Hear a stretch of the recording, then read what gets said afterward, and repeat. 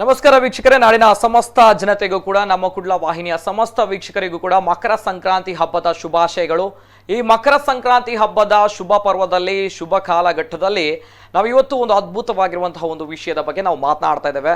ನಮ್ಮ ತುಳುನಾಡು, ನಮ್ಮ ತುಳುನಾಡಿನ ಆರಾಧ್ಯ ದೇವತೆ, ಆ ಆರಾಧ್ಯ ದೇವತೆಯ ಒಂದು ಪುಣ್ಯ ಕ್ಷೇತ್ರ, ಪುಣ್ಯ ಸ್ಥಳ, ಈ ಕ್ಷೇತ್ರದ ಬಗ್ಗೆ ನಾವು ಮಾತನಾಡ್ತಾ ಇದ್ದೇವೆ. ಅದೇ ರೀತಿ ಆ ಪುಣ್ಯ ಕ್ಷೇತ್ರದಲ್ಲಿ ಈಗ ಬ್ರಹ್ಮ ಕಲಶೋತ್ಸವದ ಸಂಭ್ರಮ.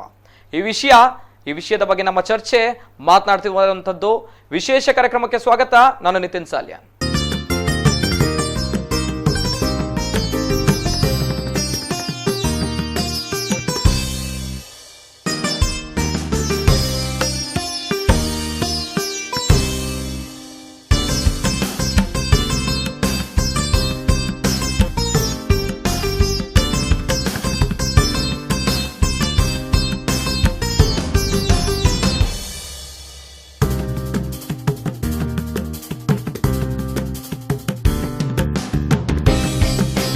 ನಮ್ಮ ತುಳುನಾಡು, ನಮ್ಮ ತುಳುನಾಡಿನ ಆರಾಧ್ಯ ದೇವತೆ, ನಮ್ಮ ತುಳುನಾಡಿನ ಅತಿ ಪುರಾತನವಾಗಿರುವಂತಹ, ಇತಿಹಾಸ ಪ್ರಸಿದ್ಧವಾಗಿರುವಂತಹ ಪುಣ್ಯಕ್ಷೇತ್ರ ಅಂತ ಬಂದಾಗ ನಮಗೆ ನೆನಪಿಗೆ ಬರುವಂತದ್ದು ನಮ್ಮ ದೇವಿ, ನಾವು ಆರಾಧನೆ ಮಾಡುವಂತಹ ದೇವಿ, ಪ್ರತಿಯೊಬ್ಬರ ತುಳುನಾಡಿನ ಮನೆಗಳಲ್ಲಿ ನೆಲೆಸಿರುವಂತಹ ತಾಯಿ ದುರ್ಗಾ ಪರಮೇಶ್ವರಿ ದೇವಿ. ಕಟೀಲು ಕ್ಷೇತ್ರದ ಶ್ರೀ ದುರ್ಗಾ ಪರಮೇಶ್ವರಿ ದೇವಿ ಅಂತ ಹೇಳುವಾಗ ಎಲ್ರಿಗೂ ಕೂಡ ಗೊತ್ತಿರುವಂಥದ್ದು ಭಕ್ತರ ಪಾಲಿನ ಸ್ವರ್ಗ ಅನ್ನುವಂಥದ್ದು.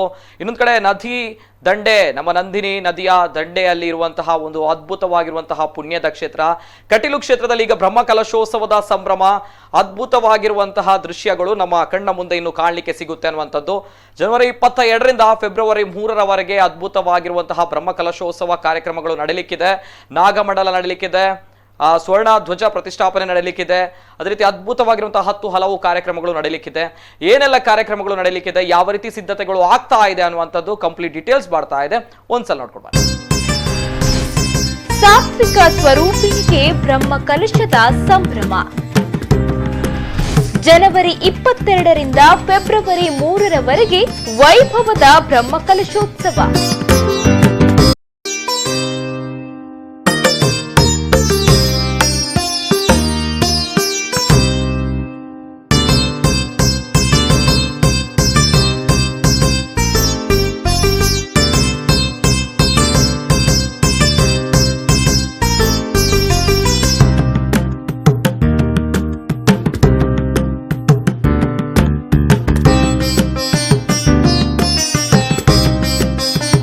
ನಂದಿನಿ ತಟದಲ್ಲಿ ನೆಲೆಯಾಗಿಹ ಭ್ರಮರಾಂಬಿಕೆಗೆ ಬ್ರಹ್ಮ ಕಲಶೋತ್ಸವದ ಸಂಭ್ರಮ. ಶ್ರೀ ಶಕ್ತಿಯ ಪೀಠವಾಗಿ ಪುರಾಣದಿಂದ ಮಹತ್ವ ಹಾಗೂ ಪ್ರಸಿದ್ಧಿಯನ್ನ ಹೊಂದಿರುವ ಕಟೀಲು ಶ್ರೀ ದುರ್ಗಾ ಪರಮೇಶ್ವರಿಯ ಪರಮ ಪವಿತ್ರ ಸನ್ನಿಧಾನ ಇದೀಗ ಮಧುವಣಗಿತ್ತಿಯಂತೆ ಕಂಗೊಳಿಸುತ್ತಿದೆ. ಬರೋಬ್ಬರಿ 12 ವರ್ಷಗಳ ನಂತರ ತಾಯಿ ದುರ್ಗೆಗೆ ವೈಭವದ ಬ್ರಹ್ಮ ಕಲಶೋತ್ಸವ ಅದ್ಧೂರಿಯಾಗಿ ನೆರವೇರಲಿದೆ.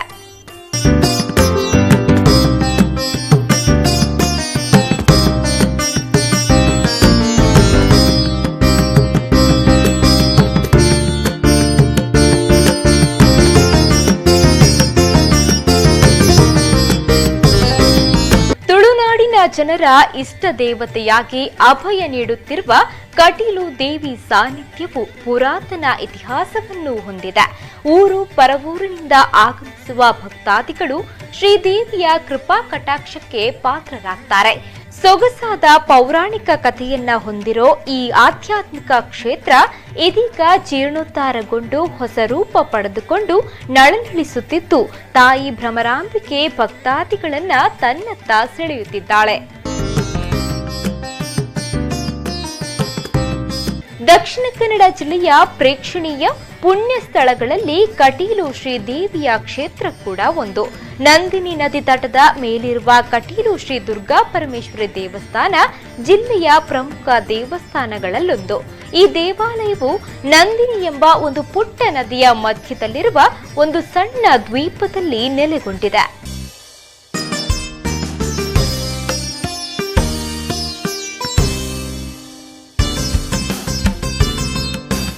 ಕಟೀಲು ಶ್ರೀ ದುರ್ಗಾ ಪರಮೇಶ್ವರಿ ದೇವಸ್ಥಾನದಲ್ಲಿ ಜನವರಿ 22ರಿಂದ ಮಾರ್ಚ್ 3ರವರೆಗೆ ಬ್ರಹ್ಮಕಲಶೋತ್ಸವ ನಡೆಯಲಿದ್ದು ಅದರ ಪೂರ್ವಭಾವಿಯಾಗಿ ಭರದ ಸಿದ್ಧತೆ ನಡೆಯುತ್ತಿದೆ. ಕಟೀಲು ಸಿದ್ಲಬೈಲ್ನ ಸುಮಾರು 8 ಎಕರೆ ಪ್ರದೇಶದಲ್ಲಿ ಅನ್ನ ಸಂತರ್ಪಣೆಗೆ ಜಾಗ ನಿಗದಿಪಡಿಸಿದ್ದು ಈಗಾಗಲೇ ಸಮತಟ್ಟುಗೊಳಿಸುವ ಕೆಲಸ ನಡೆಯುತ್ತಿದೆ. ನಾಗಮಂಡಲಕ್ಕಾಗಿ ಕುದುರು ಪ್ರದೇಶದಲ್ಲಿ ಸಮತಟ್ಟು ಕಾರ್ಯ ನಡೆದಿದೆ. ಈಗಾಗಲೇ ನೂರಾರು ಸಂಘ ಸಂಸ್ಥೆಯ ಕಾರ್ಯಕರ್ತರು ಕಟೀಲು ಸುತ್ತಮುತ್ತ ಸ್ವಚ್ಛತೆ ಕಾರ್ಯದಲ್ಲಿ ತೊಡಗಿಕೊಂಡಿದ್ದು ಪ್ರತಿ ಭಾನುವಾರ ಕಾರ್ಯಕರ್ತರ ಸಂಖ್ಯೆ ಹೆಚ್ಚಾಗ್ತಾ ಇದೆ.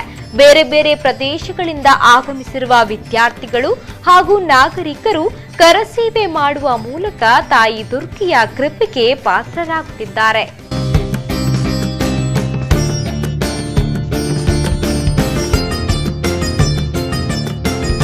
ಶ್ರೀ ದುರ್ಗಿಯ ಕ್ಷೇತ್ರದಲ್ಲಿ ನಡೆಯುವ ಬ್ರಹ್ಮ ಕಲಶೋತ್ಸವ ಹಾಗೂ ನಾಗಮಂಡಲದ ವಿಚಾರವನ್ನ ನಿಮ್ಮ ಊರುಗಳಲ್ಲಿ ಹೆಚ್ಚೆಚ್ಚು ಹಂಚಿಕೊಳ್ಳುವಂತೆ ಕ್ಷೇತ್ರದ ಅಸ್ರಣ್ಣರಾದ ಹರಿನಾರಾಯಣರು ಶ್ರೀ ಕ್ಷೇತ್ರದ ಎಲ್ಲ ಸದ್ಭಕ್ತರಲ್ಲೂ ವಿನಂತಿ ಮಾಡಿಕೊಂಡಿದ್ದಾರೆ. ಹೆಚ್ಚು ಜನ ಸೇರುವ ಸ್ಥಳದಲ್ಲಿ ಕಟೀಲಿನ ಬ್ರಹ್ಮ ಕಲಶೋತ್ಸವದ ಬ್ಯಾನರ್ಗಳನ್ನು ಅಳವಡಿಸಿ ಬ್ರಹ್ಮಕಲಶದ ವಿಚಾರ ಸಾಮಾನ್ಯ ಭಕ್ತರಿಗೂ ತಲುಪುವಂತೆ ಮಾಡಬೇಕಾಗಿದೆ. ಆದ್ರೆ ಎಲ್ಲರೂ ಬಟ್ಟೆಯ ಬ್ಯಾನರ್ಗಳನ್ನೇ ಹಾಕಬೇಕು ಎಂಬ ಕಿವಿ ಮಾತನ್ನು ಕೂಡ ನುಡಿದಿದ್ದಾರೆ. ಪ್ಲಾಸ್ಟಿಕ್ ಮುಕ್ತವಾದಂತಹ ಬ್ರಹ್ಮಕಲಶವಾಗಿಸಬೇಕು. ಇದಕ್ಕಾಗಿ ನಾವು ಈಗಾಗಲೇ ಏನು ಬ್ಯಾನರ್ಗಳನ್ನು ಸಿದ್ಧಪಡಿಸಿದ್ದೇವೆ, ಆ ಎಲ್ಲ ಬ್ಯಾನರ್ಗಳು ಬಟ್ಟೆಯ ಬ್ಯಾನರ್ಗಳು. ಅಲ್ಲಿ ಕೆಳಗೆ ನಾವು ಒಂದು ಸಂದೇಶವನ್ನು ಕೊಟ್ಟಿದ್ದೇವೆ, ಇದು ಬಟ್ಟೆಯ ಬ್ಯಾನರ್, ದಯವಿಟ್ಟು ಪ್ಲಾಸ್ಟಿಕ್ ಬಳಸದಿರೋಣ ಅಂತ ಒಂದು ಸೆಂಟೆನ್ಸನ್ನು ಹಾಕುವ ಮೂಲಕವಾಗಿ ಎಲ್ಲರಿಗೂ ಅದರ ಬಗ್ಗೆ ಅವೇರ್ನೆಸ್ ಹುಟ್ಟುವ ಹಾಗೆ ನಾವು ವ್ಯವಸ್ಥೆಯನ್ನು ಮಾಡ್ತಾ ಇದ್ದೇವೆ.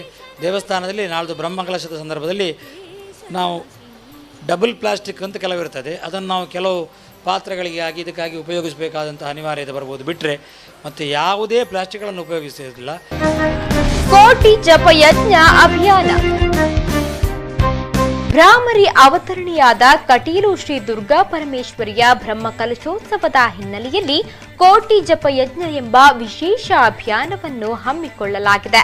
7 ದುರ್ಗೆಯರ ನಾಮವಿರುವ ಸರ್ವಮಂಗಲ ಮಾಂಗಲ್ಯ ಎಂಬ ಶ್ಲೋಕವನ್ನ ಸಾವಿರಾರು ಭಕ್ತಾದಿಗಳ ಸಮ್ಮುಖದಲ್ಲಿ ಜಪಿಸೋದು ಈ ಅಭಿಯಾನದ ಮುಖ್ಯ ಉದ್ದೇಶ. ಮಲ್ಲಿಗೆ ಪ್ರಿಯೆ ಕರಾವಳಿಗರ ಆರಾಧ್ಯ ದೇವತೆ ಕಟೀಲು ಶ್ರೀ ದುರ್ಗಾ ಪರಮೇಶ್ವರಿ ದೇವಿಯ ಅಷ್ಟಬಂಧ ಬ್ರಹ್ಮಕಲಶ ಹಾಗೂ ನಾಗಮಂಡಲೋತ್ಸವಕ್ಕೆ ದಿನಗಳನ್ನೇ ಆರಂಭವಾಗಿದ್ದು ಭಕ್ತಾದಿಗಳು ಸಂಭ್ರಮದಲ್ಲಿ ಪಾಲ್ಗೊಳ್ಳಲು ತಯಾರಾಗಿ ನಿಂತಿದ್ದಾರೆ.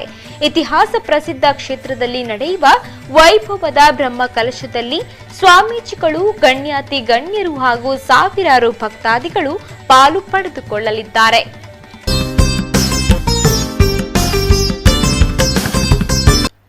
ಕಟೀಲು ದೇವಿಯ ಬ್ರಹ್ಮಕಲಶೋತ್ಸವ ಸಂಭ್ರಮ ಅಂತ ಬಂದಾಗ ಅದು ತುಳುನಾಡಿನ ಪ್ರತಿಯೊಬ್ಬರ ಮನೆಗಳಲ್ಲಿ ಪ್ರತಿಯೊಬ್ಬರ ಮನಸ್ಸಿನಲ್ಲಿ ಖುಷಿಯನ್ನು, ಹರ್ಷವನ್ನು, ಉಲ್ಲಾಸವನ್ನು, ನವ ಚೈತನ್ಯವನ್ನು, ತೇಜಸ್ಸನ್ನು ತುಂಬುವಂತಹ ಒಂದು ಹಬ್ಬ ಅನ್ನುವಂಥದ್ದು ಎಲ್ಲರಿಗೂ ಕೂಡ ಗೊತ್ತಿರುವಂತಹ ವಿಷಯ. ಪ್ರತಿಯೊಬ್ಬರು ತುಳುನಾಡಿನವರು ತಾಯಿ ಅಂತ ಹೇಳಿದ್ರೆ, ತುಳುನಾಡಿನ ತಾಯಿ ಅಂತ ಹೇಳಿದ್ರೆ ಕಟೀಲು ಶ್ರೀ ದುರ್ಗಾ ಪರಮೇಶ್ವರಿ ದೇವಿ ಅನ್ನುವಂಥದ್ದು.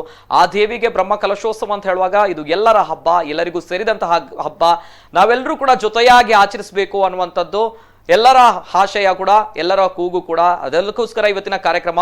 ಅದೇ ರೀತಿ ದೊಡ್ಡ ಮಟ್ಟದ ವಿಷಯಗಳು ಯಾವ ರೀತಿ ಅಂತ ಹೇಳಿದ್ರೆ, ಒಂದು ಕ್ಷೇತ್ರ ಅಂತ ಹೇಳುವಾಗ ಸಮಾಜಮುಖಿಯಾಗಿಯೂ ಕೂಡ ಕೆಲಸ ಮಾಡಬೇಕು ಅನ್ನೋದಕ್ಕೆ ಕಟೀಲು ದುರ್ಗಾ ಪರಮೇಶ್ವರಿ ದೇವಸ್ಥಾನ ನಿಜವಾಗ್ಲೂ ಕೂಡ ಉದಾಹರಣೆ ಅನ್ನುವಂಥದ್ದು. ಅನ್ನದಾನ ಆಗಿರ್ಬೋದು, ವಿದ್ಯಾದಾನ ಆಗಿರ್ಬೋದು, ಇವೆಲ್ಲವುಗಳನ್ನು ದಿನನಿತ್ಯ ಮಾಡ್ತಾ ಇರುವಂತಹ ಒಂದು ಅದ್ಭುತವಾಗಿರುವಂತಹ ಪುಣ್ಯದ ಕೆಲಸ ಮಾಡ್ತಾ ಇರುವಂತಹ ಪುಣ್ಯಕ್ಷೇತ್ರ. ಇನ್ನೊಂದು ಕಡೆ ಈ ಬಾರಿಯ ಬ್ರಹ್ಮಕಲಶೋತ್ಸವ ನೀವು ನೋಡ್ಕೊಂಡು ಬಂದ್ರೆ ಯಾವ ರೀತಿ ಇದೆ ಅನ್ನುವಂಥದ್ದು. ಪರಿಸರ ಸ್ನೇಹಿಯಾಗಿ ನಾವು ಮಾಡಬೇಕು, ಯಾವುದೇ ರೀತಿಯ ಪ್ಲಾಸ್ಟಿಕ್ ಗಳನ್ನು ಉಪಯೋಗಿಸುವಂತದ್ದು ಮಾಡಬಾರ್ದು. ಪ್ಲಾಸ್ಟಿಕ್ ರಹಿತವಾಗಿರುವಂತಹ, ಪರಿಸರ ಸ್ನೇಹಿಯಾಗಿರುವಂತಹ ಬ್ರಹ್ಮಕಲಶೋತ್ಸವವನ್ನು ನಾವು ಮಾಡಬೇಕು ಅನ್ನುವಂಥದ್ದು. ಇದು ನಿಜವಾಗ್ಲೂ ಕೂಡ ಇಡೀ ಸಮಾಜಕ್ಕೆ ಮಾದರಿ, ಇಡೀ ದೇಶಕ್ಕೂ ಕೂಡ ಮಾದರಿ. ಇವೆಲ್ಲವುಗಳು ಕೂಡ ನಾವು ಮಾಡಬೇಕು, ಮಾತಾಡಬೇಕು. ಈ ಒಂದು ಯಶಸ್ವಿಯಾಗಿರುವಂತಹ ಉದ್ದೇಶ ಏನಿದೆ, ಯಶಸ್ವಿಯಾಗಿರುವಂತಹ ರೂವಾರಿ ಏನಿದೆ, ಇದರ ಬಗ್ಗೆ ಮಾತಾಡುವಂತಹ ಯಶಸ್ವಿಯಾಗಿರುವಂತಹ ಆಡಳಿತ ಮಂಡಳಿಯ ಸದಸ್ಯರು ನಮ್ಮ ಜೊತೆ ಇದ್ದಾರೆ. ಇವರ ಜೊತೆ ಮಾತಾಡಬೇಕು. ಶ್ರೀ ಹರಿನಾರಾಯಣದಾಸ ಅಸ್ರಣ್ಣರು ಇವತ್ತಿನ ಕಾರ್ಯಕ್ರಮದಲ್ಲಿ ನಮ್ಮ ಜೊತೆ ನೇರವಾಗಿ ಮಾತನಾಡಲಿಕ್ಕಿದ್ದಾರೆ. ಕಾರ್ಯಕ್ರಮಕ್ಕೆ ಸ್ವಾಗತ. ನಮಸ್ತೆ. ನಮ್ಮ ಜೊತೆ ಶ್ರೀ ಹರಿನಾರಾಯಣದಾಸ ಅಸ್ರಣ್ಣರಿದ್ದಾರೆ. ನಾನು ಆಗ್ಲೇ ಒಂದು ಮಾತು ಹೇಳಿದೆ, ಪ್ಲಾಸ್ಟಿಕ್ ರಹಿತವಾಗಿರುವಂತದ್ದು, ಪರಿಸರ ಸ್ನೇಹಿಯಾಗಿರುವಂತಹ ಕಾರ್ಯಕ್ರಮ ಮಾಡಬೇಕು ಅಂತ ಹೇಳಿದ್ರೆ ಹರಿನಾರಾಯಣದಾಸ ಅಸ್ರಣ್ಣರು ಮುಂಚೂಣಿಯಲ್ಲಿದ್ರು. ಈ ಒಂದು ಹೊಸ ಯೋಜನೆಯನ್ನು ನಾವು ಮಾಡಬೇಕು, ಇತರರಿಗೆ ಮಾದರಿ ಆಗಬೇಕು ಅನ್ನುವಂಥದ್ದು, ಇವೆಲ್ಲವೂ ಕೂಡ ನಾವು ಮಾತಾಡಬೇಕು. ಮೊದಲನೇದಾಗಿ ಪ್ರತಿ ಬಾರಿ ನಮ್ಮ ತುಳುನಾಡಿನಲ್ಲಿ, ನಮ್ಮ ಕರಾವಳಿ ಭಾಗದಲ್ಲಿ ಪ್ರತಿಯೊಂದು ಕ್ಷೇತ್ರ ನಾವು ನೋಡ್ತಾ ಇರ್ತೇವೆ. ಅಷ್ಟಬಂಧ ಬ್ರಹ್ಮಕಲಶಾಭಿಷೇಕ ಅಥವಾ ಬ್ರಹ್ಮಕಲಶೋತ್ಸವ ಅನ್ನುವಂಥದ್ದು ಈ ರೀತಿ ಅನೇಕ ವಿಷಯಗಳು ನಾವು ಕೇಳಿರ್ತೇವೆ. ಅದು ಒಂದು ಕ್ಷೇತ್ರ, ಕಟೀಲು ಕ್ಷೇತ್ರಕ್ಕೆ 12 ವರ್ಷಗಳ ನಂತರ ಬ್ರಹ್ಮಕಲಶೋತ್ಸವ ಸಂಭ್ರಮ ಅನ್ನುವಂಥದ್ದು ನಮ್ಮ ಪ್ರಶ್ನೆ, ತುಳುನಾಡಿನ ಜನರ ಪ್ರಶ್ನೆ. ಪ್ರತಿಯೊಂದು ಕ್ಷೇತ್ರಕ್ಕೆ ಬ್ರಹ್ಮಕಲಶೋತ್ಸವ ನಾವು ಮಾಡ್ತೇವೆ. ಬ್ರಹ್ಮಕಲಶೋತ್ಸವದ ಉದ್ದೇಶ ಏನು, ಯಾಕಾಗಿ ಮಾಡ್ತಾರೆ? 12 ವರ್ಷಗಳಿಗೊಮ್ಮೆ ಮಹಾಮಸ್ತಕಾಭಿಷೇಕ, ಕುಂಭಾಭಿಷೇಕ, ದೇವಸ್ಥಾನದ ಬ್ರಹ್ಮಕಲಶ ಅಭಿಷೇಕ ಎಲ್ಲವೂ ಕೂಡ ನಡೆಯುತ್ತೆ. ಏನು ಇದರ ಉದ್ದೇಶ? ಅನೇಕ ಜನರು ಕೇಳ್ತಾ ಇದ್ದಾರೆ. ಹರಿನಾರಾಯಣ ದಾಸ ಅಸ್ತ್ರಣ್ಣವರು ಏನು ಹೇಳ್ತೀರಾ ಅಂತ ಹೇಳಿ. ನಮಸ್ಕಾರ. ಮೊದಲಾಗಿ ತಾವು ಹೇಳಿದಾಗ ನಾನು ಆಡಳಿತ ಮಂಡಳಿ ಸದಸ್ಯ ಅಲ್ಲ, ನಾನು ಆನುವಂಶಿಕ ಅರ್ಚಕ. ಆಡಳಿತ ಮಂಡಳಿಯ ಮುಂದೆ ಒಂದು ದಿನ ಉತ್ತರಾಧಿಕಾರಿಯಾಗಿ ನಾನು ಇರುವವ ಅಂತ ಅಷ್ಟೇ. ಈಗ ನಮ್ಮ ಅಣ್ಣ ವಾಸುದೇವಾಸ್ರಣ್ಣರು ಮತ್ತೊಬ್ಬರು ಸನತ್ ಕುಮಾರ್ ಶೆಟ್ಟರು ದೇವಸ್ಥಾನದ ಆಡಳಿತವನ್ನು ನೋಡ್ಕೊಳ್ತಾ ಇದ್ದಾರೆ. ಅವರಿಗೆ ಸಹಾಯಕನಾಗಿ ನಾನು ಕೆಲಸ ಮಾಡ್ತಾ ಇದ್ದೇನೆ. ಕಟೀಲು ದೇವಸ್ಥಾನದಲ್ಲಿ 12 ವರ್ಷಗಳಿಂದ ಎಲ್ಲ ದೇವಸ್ಥಾನಗಳಿಗೂ ಬ್ರಹ್ಮಕಲಶ ಆಗಬೇಕು ಎನ್ನುವಂಥದ್ದು. ಅದು ದ್ವಾದಶಾಬ್ದೇ ಪರೇ ದೇವಿ ಇದಿ ಬಂದೇ ದೃಢೇ ಸ್ಥಿತೆ ಅಂತ ಎನ್ನುವಂತಹ ಆಗಮದ ವಾಕ್ಯದಲ್ಲಿ 12 ವರ್ಷಗಳಿಗೊಮ್ಮೆ ಅಷ್ಟಬಂಧ ದೃಢವಾಗಿದ್ದರೂ ಅದನ್ನು ತೆಗೆದು ಬ್ರಹ್ಮಕಲಶ ಮಾಡಬೇಕು, ಅದು ಅಷ್ಟಬಂಧವನ್ನು ಹಾಕಬೇಕೆನ್ನುವಂತಹ ಒಂದು ಮಾತು ಶಾಸ್ತ್ರ ಪ್ರಾಮಾಣ್ಯವಾಗಿ ಸಿಗ್ತದೆ. ಅಷ್ಟಬಂಧ ಹಾಕಿದ ವರ್ಷ ಅದೇ ಸಮಯದಲ್ಲಿ ಬ್ರಹ್ಮಕಲಶ ಮಾಡೋದು ನಮ್ಮಲ್ಲಿ ಒಂದು ರೂಢಿ. ಹಾಗೆ ಈ ವರ್ಷ 13ನೇ ವರ್ಷ. 12 ವರ್ಷಕ್ಕೊಮ್ಮೆ ಅಷ್ಟಬಂಧ ಆಗಬೇಕಾದ್ರೂ ಹೋದ ವರ್ಷ ಅಷ್ಟಬಂಧ ದೇವರಿಗೆ ಅಷ್ಟು ಸರಿಯಾದಂತಹ ಸಮಯ ಅಲ್ಲ ಅಂತ ಅಷ್ಟಮಂಗಲ ಪ್ರಶ್ನೆಯಲ್ಲಿ ಬಂದ ಕಾರಣ ಅಷ್ಟಬಂಧವನ್ನು 12 ವರ್ಷಕ್ಕೊಮ್ಮೆ ಆಗಲೇಬೇಕು ಮಾಡಿದ್ದೇವೆ ನಾವು. ಅದರೊಂದಿಗೆ ಸಣ್ಣ ಮಟ್ಟಿನಲ್ಲಿ ಬ್ರಹ್ಮಕಲಶವನ್ನು ಮುಗಿಸಿದ್ದೇವೆ. ಈಗ ದೇವರಿಗೆ ಅದ್ಧೂರಿಯಾಗಿ 1001 ಬೆಳ್ಳಿಯ ಮತ್ತು ಚಿನ್ನದ ಕಲಶದಿಂದ ದೇವರಿಗೆ ಅಭಿಷೇಕವನ್ನು ಮಾಡತಕ್ಕಂತಹ ವಿಶೇಷವಾದಂತಹ ಬ್ರಹ್ಮಕಲಶೋತ್ಸವ ನಾಡಿದ್ದು ಜನವರಿ 22ರಿಂದ ಫೆಬ್ರವರಿ 3ರವರೆಗೆ ನಡೆಯಲಿಕ್ಕಿದೆ. ಈ ಸಂದರ್ಭದಲ್ಲಿ ವಿಶೇಷವಾದಂತಹ ಧಾರ್ಮಿಕ ಕಾರ್ಯಕ್ರಮಗಳು. ಕಟೀಲು ಎನ್ನುವುದು ಸಾನ್ನಿಧ್ಯ ಅತ್ಯಂತ ಮೇಲ್ಮಟ್ಟದಲ್ಲಿರತಕ್ಕಂತಹ ಕ್ಷೇತ್ರವಾದದ್ರಿಂದ ಅದಕ್ಕೆ ಯೋಗ್ಯವಾಗಿ ಹಲವಾರು ಧಾರ್ಮಿಕ ಕಾರ್ಯಕ್ರಮಗಳನ್ನು ದೇವಸ್ಥಾನದಲ್ಲಿ ಮತ್ತು ದೇವರ ಮೂಲಸ್ಥಾನದಲ್ಲಿ ನಾವು ಹಮ್ಮಿಕೊಂಡಿದ್ದೇವೆ. ಮೂಲಸ್ಥಾನದಲ್ಲಿ ಹೋದ 2007ಕ್ಕೆ ಪುನಃ ತಪ್ಪಿ ಹೋದದ್ದು ನಮ್ಮ ಕೈಗೆ ಸಿಕ್ಕಿದೆ. ಹಾಗಾಗಿ ಈ ಬ್ರಹ್ಮಕಲಶದಲ್ಲಿ ಅಲ್ಲಿಯೂ ಸಹ ನಾವು ಕಾರ್ಯಕ್ರಮ ಹಮ್ಮಿಕೊಳ್ತೇವೆ. ಒಂದಷ್ಟು ಕಾರ್ಯಕ್ರಮಗಳು, ಆ ಕಾರ್ಯಕ್ರಮಗಳ ಪಟ್ಟಿ ಈಗಾಗಲೇ ಎಲ್ಲರ ಕೈಗೆ ಸೇರಿದ್ದೇವೆ. ನಾವು ಆದಷ್ಟು ಮನೆಗಳಿಗೆ ಒಂದು ಇದರ ಆಮಂತ್ರಣ ಪತ್ರಿಕೆ ಸಿಗಬೇಕೆನ್ನುವಂತಹ ಪ್ರಯತ್ನದಲ್ಲಿದ್ದೇವೆ. ಅದರಲ್ಲಿ ಹೆಚ್ಚಿನವರ ಕೈಯಲ್ಲಿದೆ. ಅದರಲ್ಲಿ ವಿಶೇಷವಾಗಿ ಯೋಚಿಸಬೇಕಾದ ಮತ್ತು ನೋಡಬೇಕಾದ ವಿಷಯ ಏನು ಹೇಳಿದರೆ, ಎಷ್ಟು ದೇವಿಗೆ ಸಂಬಂಧಪಟ್ಟಂತಹ ಹೋಮಗಳಿದೆಯೋ ಸಾಮಾನ್ಯವಾಗಿ ಅಷ್ಟು ಹೋಮಗಳನ್ನು ನಾವು ಈ ಬ್ರಹ್ಮಕಲಶದ ಸಂದರ್ಭ ಇಟ್ಕೊಂಡಿದ್ದೇವೆ. ಸಾನ್ನಿಧ್ಯ ವೃದ್ಧಿ ಪ್ರಕ್ರಿಯೆಗಳನ್ನು ಮಾಡ್ತಾ ಇದ್ದೇವೆ. 4 ವೇದಗಳಿಂದ ದೇವರಿಗೆ ಬಿಂಬ ಶುದ್ಧಿಯನ್ನು ಮಾಡ್ತೇವೆ. ಆಮೇಲೆ ತತ್ವಹೋಮ, ತತ್ವಕಲಶ, ಇದಾಗಿ ಬ್ರಹ್ಮಕಲಶ ಎನ್ನುವುದು ಅತ್ಯಂತ ವಿಸ್ತಾರವಾಗಿ ನಾವು ಮಾಡ್ತಾ ಇದ್ದೇವೆ. ಅದರೊಂದಿಗೆ ಮೂಲ ಸ್ಥಾನದಲ್ಲಿ ನಾವು ದೇವರಿಗೆ ಅದೇ ರೀತಿಯಾಗಿ ಬ್ರಹ್ಮಕಲಶಾದಿಗಳನ್ನು ಮಾಡ್ತೇವೆ. ಅದರೊಂದಿಗೆ ಅದನ್ನು ಯಜ್ಞವನವಾಗಿ ಉಳಿಸಬೇಕು ಎನ್ನುವಂಥದ್ದು ಅಷ್ಟಮಂಗಲ ಪ್ರಶ್ನೆಯಲ್ಲಿ ನಿರ್ಧಾರವಾದದ್ದು. ಅದೇ ರೀತಿಯಾಗಿ ನಾಗಮಂಡಲದಲ್ಲಿಯೂ ಸಹ ಅದು ಪಾತ್ರೆಯಿಂದ ಹೇಳಲ್ಪಟ್ಟ ವಿಚಾರ. ಆದ್ದರಿಂದ ನಾವು ಈ ವರ್ಷ ಅದರಲ್ಲಿ ನವಗ್ರಹವನ, ರಾಶಿವನ ಮತ್ತು ನಕ್ಷತ್ರವನಗಳನ್ನು ನಾವು ನಾಡಿದ್ದೇ ಮಾಡ್ತೇವೆ.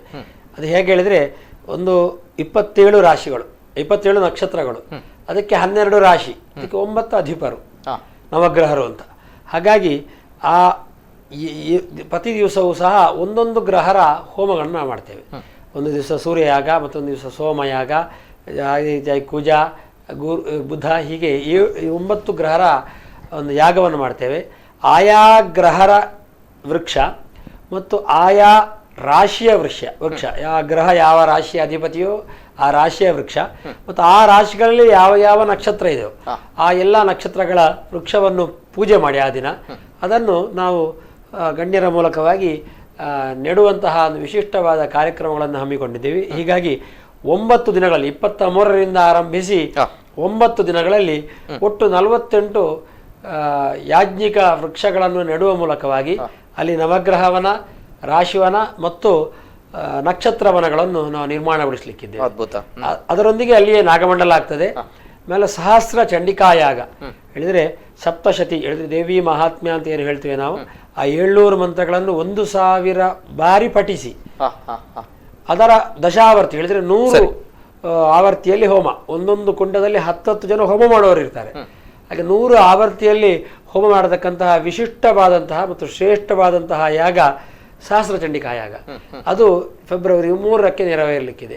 ಆ ದಿವಸ ರಾತ್ರಿ ಯಕ್ಷಗಾನ ಕಟೀಲು ಮೇಳದ 6 ಮೇಳಗಳ ಆಯ್ದ ಕಲಾವಿದರಿಂದ ಯಕ್ಷಗಾನ ನಡೀಲಿಕ್ಕಿದೆ ಫೆಬ್ರವರಿ 3ಕ್ಕೆ. ಅದು ಇದರ ಅಂಗವೇ, ಯಾಕಂದ್ರೆ ಚಂಡಿಕಾ ಹೋಮದ ಒಂದು ಅಂಗವೇ ಆಗಿ ಯಕ್ಷಗಾನ ಸೇವೆ. ಪ್ರೇಕ್ಷಣೀಯೈರ ಹರ್ನಿಶಂ ಅಂತ ದೇವಿಯ ವಾಕ್ಯ. ಇಡೀ ರಾತ್ರಿ ಕೂಡ ನೋಡತಕ್ಕಂತಹ ಪ್ರೇಕ್ಷಣೀಯ ಹೇಳಿದ್ರೆ ದೃಶ್ಯ ಮಾಧ್ಯಮ ಅಂತ, ಅದು ಯಕ್ಷಗಾನ. ಅದು ನಮ್ಮ ಕಟೀಲಲ್ಲಿ ಇದ್ದ ಕಾರಣ ಹಾಗಾಗಿ ಫೆಬ್ರವರಿ 4 ಬೆಳಿಗ್ಗೆ ನಮ್ಮೆಲ್ಲ ಕಾರ್ಯಕ್ರಮಗಳು ಮುಗಿಯುತ್ತದೆ. ಈ ರೀತಿಯಾಗಿ ಧಾರ್ಮಿಕವಾಗಿ ನಾವು ಕಾರ್ಯಕ್ರಮಗಳನ್ನು ಹಮ್ಮಿಕೊಂಡಿದ್ದೇವೆ. ಧಾರ್ಮಿಕವಾಗಿ ಅಲ್ಲದೆ ನಾವು ಯೋಚಿಸಿದ್ರೆ ಸಾಂಸ್ಕೃತಿಕವಾಗಿ ವಿಶೇಷವಾಗಿ ನಾವು ಹಲವಾರು ಅಂತಾರಾಷ್ಟ್ರೀಯ ಕಲಾವಿದರನ್ನು ಪದ್ಮಭೂಷಣ ಮಾತಾಡುವ ಹರಿನಾರಾಯಣ ದಾಸರಣ ಅವರೇ. ಅದೇ ರೀತಿ ಒಂದು ಪ್ರಶ್ನೆ ಇದೆ. ಪ್ರತಿಯೊಂದು ಕ್ಷೇತ್ರಕ್ಕೆ ಬ್ರಹ್ಮಕಲಶೋತ್ಸವವನ್ನು ನಾವು ನೋಡ್ತಾ ಇರ್ತೇವೆ. 12 ವರ್ಷಕ್ಕೊಮ್ಮೆ ಆಗ್ತಾ ಇರುವಂತದ್ದು, ಕುಂಭಾಭಿಷೇಕ ಬರುವಂತದ್ದು ಕೂಡ 12 ವರ್ಷಕ್ಕೊಮ್ಮೆ, ಮಹಾಮಸ್ತಕಾಭಿಷೇಕ 12 ವರ್ಷಕ್ಕೊಮ್ಮೆ, ಬ್ರಹ್ಮಕಲಶೋತ್ಸವ 12 ವರ್ಷಕ್ಕೊಮ್ಮೆ ಅಂತ ಬಂದಾಗ ಜನರು ಸ್ವಲ್ಪ ತಿಳಿದುಕೊಳ್ಳುವಂತಹ ಒಂದು ವಿಷಯಗಳು ಏನಾದರೂ ಇದೆಯಾ ಅನ್ನುವಂಥದ್ದು ಹರಿನಾರಾಯಣ ದಾಸ? 12 ವರ್ಷಕ್ಕೊಮ್ಮೆ ಆಗಬೇಕೆನ್ನುವಂಥದ್ದು ಆಗಮಶಾಸ್ತ್ರದ ಪ್ರಮಾಣ. ಆಗಮಶಾಸ್ತ್ರದ ಪ್ರಕಾರ ದೇವಸ್ಥಾನದಲ್ಲಿ ಪೂಜಾ ವಿಧಿಗಳು ನಡೆಯುವಂಥದ್ದು. ಅದರಿಂದ 12 ವರ್ಷ ಎನ್ನುವಂಥದ್ದು ಒಂದು ಕಾಲಘಟ್ಟ. ಯಾಕಂದ್ರೆ ಮನುಷ್ಯನ ಪೂರ್ಣ ಆಯುಷ್ಯ ಎನ್ನುವಂತಹದ್ದು ಇದರಲ್ಲಿ ಜ್ಯೋತಿಷ್ಶಾಸ್ತ್ರ ನಿರ್ಣಯ ಅದು 120. ಬದುಕುವುದು ಅದು ಬಿಟ್ಟದ್ದು, ಅವರಿಗೆ ಬಿಟ್ಟದ್ದು. 60 ಎನ್ನುವುದು ಮಧ್ಯಕಾಲ ಅಂತ ಅರ್ಥ. ಹಾಗಾಗಿ ಅದರ 10ನೇ ಒಂದು ಭಾಗ ಅಂತ ತೆಗೆದುಕೊಂಡಿರ್ಬೋದು. ಮನುಷ್ಯ ಒಂದೊಂದು ಹಂತವನ್ನು ದಾಟಿದ್ರೆ ದಶ ಹೇಳಿದ್ರೆ ಆಗ ಪೂರ್ಣ ಆಗ್ತದೆ ಅಂತ. ಆಗ 120 ವರ್ಷಗಳಿಗೆ ಅದು ವ್ಯವಸ್ಥೆಯಾಗಿರುವ ಹಾಗೆ ಮಾಡಿದ್ದಿರಬಹುದು, ಗೊತ್ತಿಲ್ಲ. ಒಟ್ಟು ಆ ದೃಷ್ಟಿಯಿಂದ ಯೋಚಿಸಿದ್ರೆ ಆಗಮಶಾಸ್ತ್ರದ ಪ್ರಮಾಣ ಪ್ರಕಾರ 12 ವರ್ಷಗಳಿಗೊಮ್ಮೆ ಆಗಬೇಕೆನ್ನುವುದು ನಮ್ಮದು. ಅದೇ ರೀತಿಯಾಗಿ ಜೈನರು ಸಹ ಅವರದ್ದಾದಂತಹ ಯಾವ ಪ್ರಕ್ರಿಯೆಗಳುಂಟು ಅದನ್ನೆಲ್ಲವನ್ನು ಸಾಮಾನ್ಯವಾಗಿ, ಅದು ಮಂತ್ರ ಬೇರೆ ಇರ್ಬೋದು, ಅದು ನಮ್ಮ ಈ ಹಿಂದೂ ಧರ್ಮದ ಈ ಪ್ರಕ್ರಿಯೆಗಳೇ ಸರಿಯಾಗಿಯೇ ಇದೆ, ಭಾರತೀಯ ಸಂಸ್ಕೃತಿಗೆ ಸರಿಯಾಗಿ. ಹಾಗಾಗಿ ಅವರು 12 ವರ್ಷಗಳಿಗೊಮ್ಮೆ ಮಹಾಮಸ್ತಕಾಭಿಷೇಕ ಎನ್ನುವುದನ್ನು ಅತ್ಯಂತ ವಿಜೃಂಭಣೆಯಿಂದ ಮತ್ತು ಶ್ರದ್ಧೆಯಿಂದ ಮಾಡ್ತಾರೆ. ಅದೇ ರೀತಿ ಈ ಬಾರಿಯ ಸಿದ್ಧತೆಗಳು ಯಾವ ರೀತಿ ನಡೀತದೆ? ನಾವು ಕೂಡ ನೋಡ್ತಾ ಇದ್ದೇವೆ ಅನೇಕ ಸಿದ್ಧತೆಗಳು. ತಾವು ಯಾವ ರೀತಿ ಹೇಳ್ತೀರಾ ಅಂತ ಹೇಳಿ. ಈಗ ಕಟೀಲಿನ ಬ್ರಹ್ಮಕಲಶ ಹೇಳಿದ್ರೆ ಸುಮಾರು 25 ಲಕ್ಷ ಜನ ಈ 13 ದಿನಗಳಲ್ಲಿ ಬರುವಂತಹ ನಿರೀಕ್ಷೆ ನಮ್ಮದು. ಅದಕ್ಕೆ ಸರಿಯಾದಂತಹ ವ್ಯವಸ್ಥೆಗೆ ಕಟೀಲು ಅಣಿಯಾಗಬೇಕೆನ್ನುವ ದೃಷ್ಟಿಯಿಂದಾಗಿ ಯೋಜನೆಗಳು ಹೊರಟಿದ್ದೇವೆ. ಈಗಾಗಲೇ ಮಾನ್ಯ ಸಂಸದರ ಅಧ್ಯಕ್ಷತೆಯಲ್ಲಿ ಮತ್ತು ಇಲ್ಲಿಯ ಜಿಲ್ಲಾ ಉಸ್ತುವಾರಿ ಸಚಿವರು ಮತ್ತು ನಮ್ಮ ಸ್ಥಳೀಯ ಶಾಸಕರಾದಂತಹ ಉಮಾನಾಥ ಕೊಟ್ಯಾರ ಇವರಿಬ್ಬರ ಗೌರವಾಧ್ಯಕ್ಷತೆಯಲ್ಲಿ ನಾವೊಂದು ಕಟೀಲಿನಲ್ಲಿ ಸಮಿತಿಯಾಗಿದೆ. ಹಲವಾರು ಉಪಸಮಿತಿಗಳಾಗಿದೆ. ಅದರಿಂದ ಸುಮಾರು 1,500ಕ್ಕಿಂತಲೂ ಮೇಲೆ ಸಮಿತಿ ಸದಸ್ಯರಿದ್ದಾರೆ. ಅದಲ್ಲದೆ ಕಟೀಲ್ನ ಭಕ್ತರು ಅಪಾರ.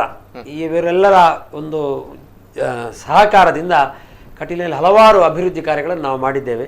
ದೇವಸ್ಥಾನದ ವತಿಯಿಂದಲೂ ಕೆಲವು ಕಟ್ಟಡಗಳು ಇತ್ಯಾದಿಗಳೆಲ್ಲ ನಾವು ಮಾಡಿದ್ದೇವೆ. ಜನರ ವ್ಯವಸ್ಥೆಗಾಗಿ ನಾವು ಈಗಾಗಲೇ ನಾವು ಸ್ಟೀಲ್ ಬ್ರಿಡ್ಜ್ ಮಾಡಿದ್ದೇವೆ. ಅದೇ ರೀತಿಯಾಗಿ ಬೆಳ್ಳಿ ರಥವನ್ನು ಬ್ರಹ್ಮರಥದೊಂದಿಗೆ ಶಿಫ್ಟ್ ಮಾಡಿ ಆ ಜಾಗವನ್ನು ನಾವು ನಾಳೆಗೆ ಉಪಯೋಗಿಸ್ಲಿಕ್ಕಿದ್ದೇವೆ. ಹಾಗೆ ಜಾಗವನ್ನು ಮಾಡುವಂತಹ ವ್ಯವಸ್ಥೆಗೆ ನಾವು ಅಣಿಯಾಗಿದ್ದೇವೆ. ದೇವಸ್ಥಾನ ಒಳಗೆ ಕಾಷ್ಟ ಶಿಲ್ಪಗಳಿಂದಾಗಿ ದೇವಸ್ಥಾನವನ್ನು ಸುಂದರಗೊಳಿಸುವಂತಹ ಪ್ರಯತ್ನ ಸಾಗಿದೆ. ಆಮೇಲೆ ಚಿನ್ನದ ಧ್ವಜಸ್ತಂಭ ಆಗ್ತಾ ಇದೆ. ಆಮೇಲೆ ಚಿನ್ನದ ಮಂಟಪ ಆಗ್ತಾ ಇದೆ. ಅದಲ್ಲದೆ ಎದುರಲ್ಲಿ ಒಂದು ಬೆಳ್ಳಿಯ ತೋರಣ ಮಂಟಪ ಆಗ್ತಾ ಇದೆ. ಹೀಗೆ ಹಲವಾರು ಚಂದ ಕಾಣುವುದಕ್ಕಂತಹ ಕೆಲಸಗಳು ಒಳಗಿಂದ ಆಗ್ತದೆ. ಹೊರಗಿಂದ ಯೋಚನೆ ಮಾಡಿದ್ರೆ ನಮ್ಮ ಜಾಗ ನಮ್ಮದಲ್ಲದಿದ್ರು ಎಲ್ಲರೂ ಸಂತೋಷದಿಂದ ಕೊಟ್ಟ ಕಾರಣ ನಮ್ಮ ದೇವಸ್ಥಾನದಿಂದ 6.5-7 ಎಕರೆಯಷ್ಟು ಜಾಗದಲ್ಲಿ ದೊಡ್ಡದಾದಂತಹ ಪೆಂಡಾಲ್ ನಿರ್ಮಿಸಿ ಅಲ್ಲಿ ಅನ್ನದಾನದ ವ್ಯವಸ್ಥೆಯನ್ನು ನಾವು ಮಾಡಿದ್ದೇವೆ. ಈ ಎಲ್ಲ ಜನರ ಅನ್ನದಾನ ಸಹ ಅಲ್ಲಿ ನಡೀತಾ ಇದೆ. ಅದರೊಂದಿಗೆ ದೇವಸ್ಥಾನದ ಎದುರು ಭಾಗ ಮೊದಲು ಅದು ಹೈಯರ್ ಪ್ರೈಮರಿ ಶಾಲೆ ಆಗಿತ್ತು. ಆಮೇಲೆ ಸರಸ್ವತಿ ಸದನವಾಗಿ ಮಾತ್ರ ಉಳಿಯಿತು. ಇಡೀ ಜಾಗವನ್ನು ಸುಮಾರು 30 ಫೀಟ್ನಷ್ಟು ತಗ್ಗಿಸಿ ನೆಲ ಸಮಗೊಳಿಸಿ ಈಗ ವಿಶಾಲವಾದಂತಹ ಜಾಗವನ್ನು ನಾವು ನಿರ್ಮಾಣಗೊಳಿಸಿದ್ದೇವೆ. ಅಲ್ಲಿ ನಾವು ನಾಡಿದ್ದು ಮುಗ್ರಾಣ ಎನ್ನುವುದು ಅಲ್ಲಿ ನಾವು ನಿರ್ಮಾಣ ಆಗ್ತದೆ.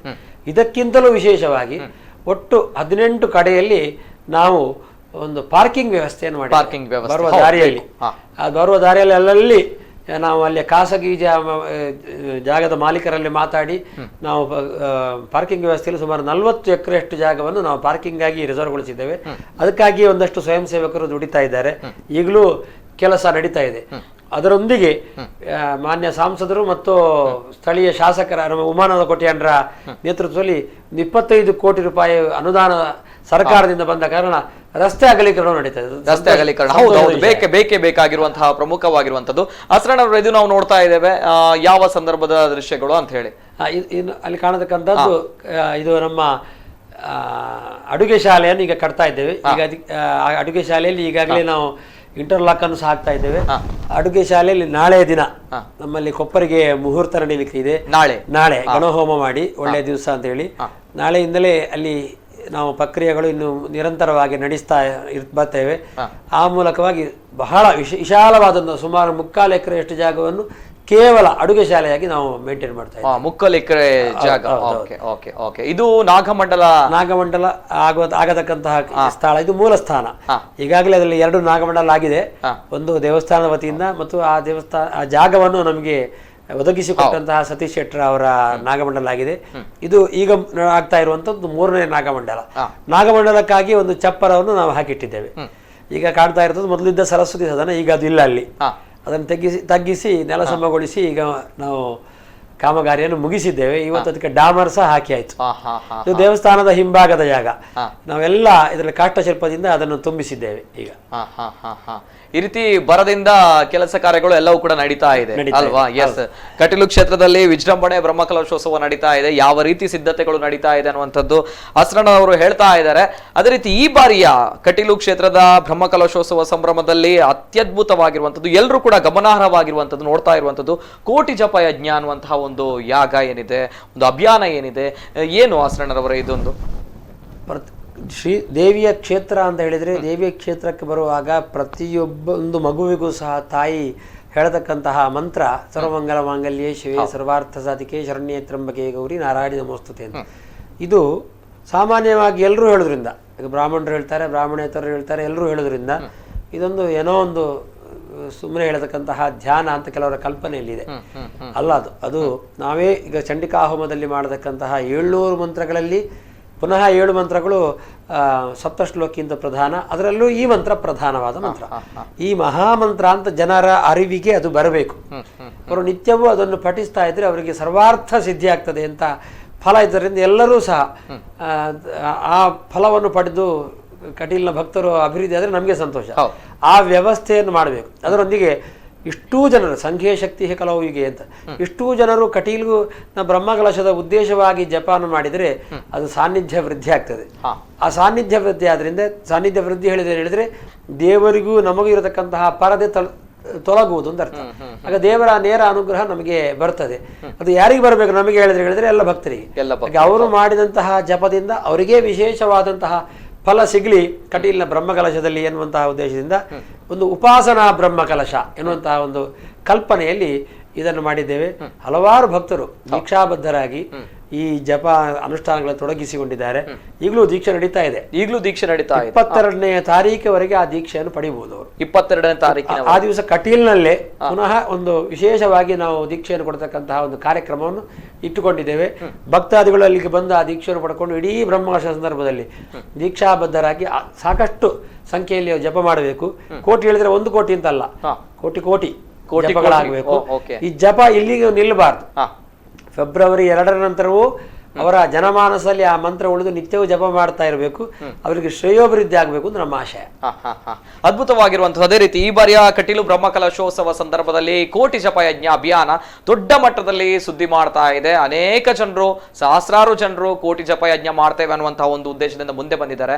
ಆ ಒಂದು ದೃಶ್ಯ ಬರ್ತಾ ಇದೆ ನಿಮ್ಮ ಕಣ್ಣ ಮುಂದೆ. ಕೋಟಿ ಜಪ ಯಜ್ಞ ಯಾವ ರೀತಿ ಆಯ್ತು, ಯಾವ ರೀತಿ ದೀಕ್ಷೆ ತಗೊಂಡ್ರು ಸಾವಿರಾರು ಜನರು, ನೋಡ್ಕೊಂಡು ಬನ್ನಿ.